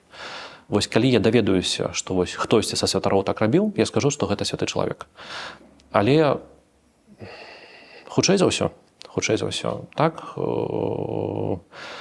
святары, якія трапляюць па ту сторону турэмнай сцяны, яны на самой справе сябруюць з сілавікамі і проста заплюшчваюць вочы, таму што так прасцей. І гэта вялікая параза і вялікая трагедыя нашай царквы. Ці сустракаўся ты з патрыярхам Варфаламеем? Так, да. Якое цябе ўражанне засталося? Я магу параўнаць патрыярха Варфаламея з патрыярхам Кірылам, таму што я з абодвума сустракаўся. Як гэта было з патрыярхам Кірылам? Гэта была вялікая заля, куды ён спазніўся. Усе былі папярэджаны, што можна казаць, што нельга казаць, хто якое пытанне будзе задаваць. Больш за тое, гэта быў прыкладна 14-й год. Там была думка: давайте святары рознай стары будуць задаваць розныя пытанні. У нас тут ёсць бацюшкі-блогеры, ідзіце сюды. Ніхто не казаў, што я абавязаны гэта рабіць, мне проста прапанавалі: хочаш задаць пытанне патрыярху? Я такой: давайте. Вось, глядзі, у нас ёсць шэраг пытанняў, якое тебе падабаецца? Мне падабаецца маё. Там гэта была гісторыя, ўсё ж такі 14-й год, гэта гісторыя, калі я яшчэ малады зялёны, па-першае, зараз я бы гэтым не ўдзельнічаў ні ў якім выпадку, а па-другое, мне было цікава, а па-трэцяе, ўсё ж такі, калі ты малады зялёны, ты яшчэ толькі вучышся разумець, хто ёсць хто ў гэтым свеце на ўласным вопыце. І гэта таксама частка майго вопыта. Я памятаю, там быў шэраг пытанняў, якое падабаецца, давайте все разбярэм, я там выбраў, я нават не помню, што за пытанне, там штосьці там пра моладзь у царкве, штосьці такое, там абстрактная, туман, які, неважна які.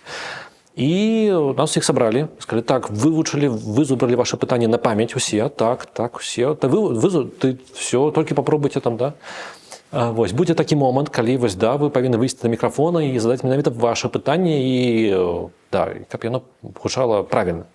І гэта было, ну, просто стендап патрыярха Кірыла, які, ну, там, я не памятаю, некалькі гадзін вось распавядаў тое, што ён лічыў правільным. І ўсё было вельмі законтралявана. Потым ўсё скончылася, ён стаў і пайшоў.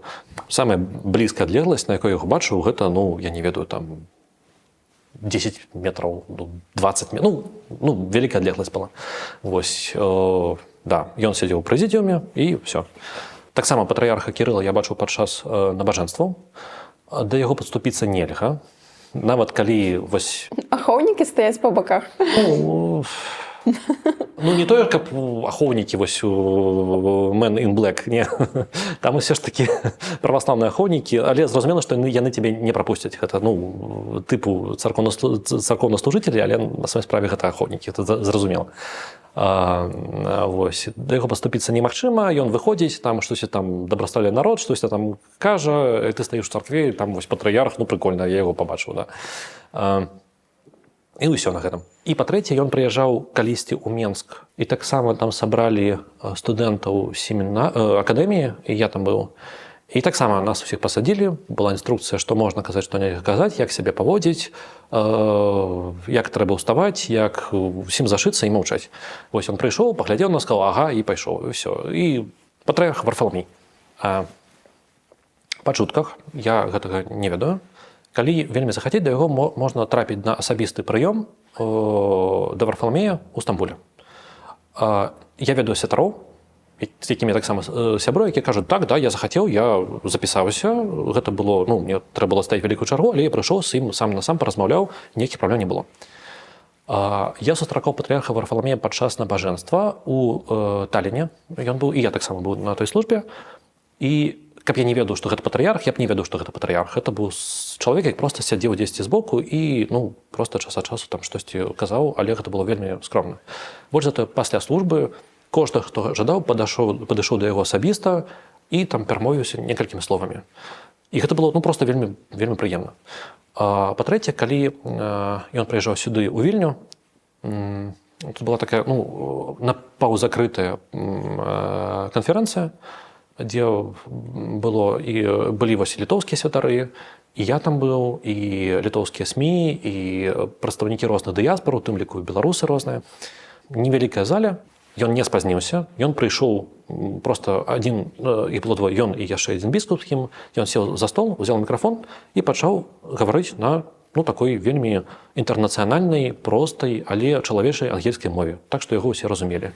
Ён не займаў шмат часу, ён пагаварыў хвілін 20, потым усе, каму было цікава, паздавалі якія заўгодна пытанні, вось, і ўсе іх задалі, каму было патрэбна, а пасля гэтага ён задаваленне пастаяў, пафоткаўся з кожным, хто хацеў. Там туль есть фоткі з патрыярхам Варфаламея, дзе вось я з ім фоткаюся. І я таксама падышоў, і я ему прадставіўся, што вось я святар з Беларусі, і вось то-то-то-то, ён мне паслухаў, сказаў, ну да, вось я вам спачуваю. Вось я ему тады падмігнуў, што мы хочам да вас в Константинополь, ён сказаў, ну, канешне, мы разумеем. Ён не сказаў ні да, ні не, але было зразумела, што ён зразумеў, пра што я гаворка. І вось потым, калі мы з ім ужо сустракаліся у Таліне, ён мяне пазнаў, сказаў, прывет, ну, кажа, хай, кажа мне, hello, вось, ён мяне пазнаў, гэта было, ну, проста прыемна, да, вось. Маю яшчэ одно пытанне, раскажы пра тое, што тут. А што ты бачыш вось на гэтых іконах? Бачу салдат. Так, окей, а што яны робяць? Страляюць у святароў. Ну, я пра тое, што нічога не ведаючы пра гэтых людзей, мы ўжо можам уявіць, праз што яны святыя. Вось. І тут гэта вельмі яскрава паказана. Савецкія салдаты страляюць у чалавека. Савецкія салдаты страляюць у чалавека. Савецкія салдаты, там якісь НКВДшнікі, страляюць у чалавека. Салдаты страляюць у чалавека, салдаты дзе там спальваюць чалавека, вось спальваюць чалавека, ну, просто гарыць вогнішча. Салдаты страляюць у крыжовы ход, крыжовы, кресны. Не крыжовы, не крестовы, да, кресны. Салдат таксама б'е святога там. Ну, тут зразумелы сюжэт, што адбываецца. І вось мне вельмі падабаецца тое, што нават не ведаючы нічога пра гэтых людзей, мы ўжо бачым пра, ну, штосьці пра жыццё іх і пра іх пакуты. І таксама мы бачым тут, хто не проста абстрактны, а менавіта хто агрэсар, а хто яго жертва. Гэта таксама важна. Не проста мы кажам, што там было нейкае абстрактнае зло. Не-не-не, мы бачым, што зло вельмі канкрэтнае, і мы бачым, якую форму гэта зло носіць. Я пра тое, што гэта копіі маленькія іконаў, якія доўгі час віселі ў гародні ў галоўным саборы. І вось тут там у саборы 8 калон, і там вісела 8 такіх досыць вялікіх ікон пісаных. І гэтыя іконы павесіў епіскап Артемій, калі вось ён стаў главой гарадзенскай епархіі, вось ён замовіў, напісалі гэтыя іконы, і ён іх павесіў. Гэта была яго прынцыповая пазіцыя.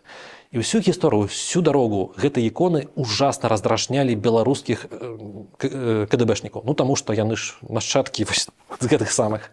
І всю дарогу яны ціснулі на Артемій, казалі: Артемій, здымі іконы, ціснулі рознымі шляхамі, ціснулі рознымі метадамі, але Артемій трымаўся і не здымаў. Потым ужо пасля 20-го года, калі Артемія знялі, калі ўжо ён помер, калі прыйшоў новы, не ведаю, гаўляйтар, я не ведаю, новы біскуп наводзіць парадак, ён зрабіў рамонт у храме, і гэтыя іконы яны проста зніклі. Што зараз з імі, мы не ведаем, але у нас засталіся вось такія вось копіі, вось якія мы маем у нашай царкве, як вялікую святыню, якая сведчыць менавіта, як з'яўляецца сведкам памяці епіскапа Артемія і яго менавіта подзвіга, які ён рабіў усю дарогу да 20-го года, і за што быў зняты, і за што помер, як сведка пра тое, все ж таки, якую форму носіць зло, каб не забываць.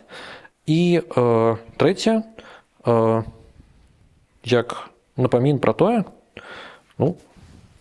як павінны выглядаць правільныя іконы, якія не хаваюць жертву і гвалтоўцы. Вось прыкладна так. Сябры, дзякуй, што даглядзелі гэтае відэа да канца. Гэта вельмі высокая ацэнка нашай работы. Калі ёсць чым падзяліцца, пішыце ўсё ў каментарах. Мы будзем чытаць і адказваць. Падпісвайцеся на канал, каб не прапусціць новыя гутаркі ток. Таксама можете падпісацца на канал «Бацюшка ответит». Я думаю, што Александру Кухце будзе вельмі і вельмі прыемна. Нагадваю, што нас можна падтрымаць рублём проста на Ютубе альбо праз PayPal ці Buy Me Coffee. Мы будзем вам за гэта вельмі ўдзячныя. І дзякуй, што вы з намі.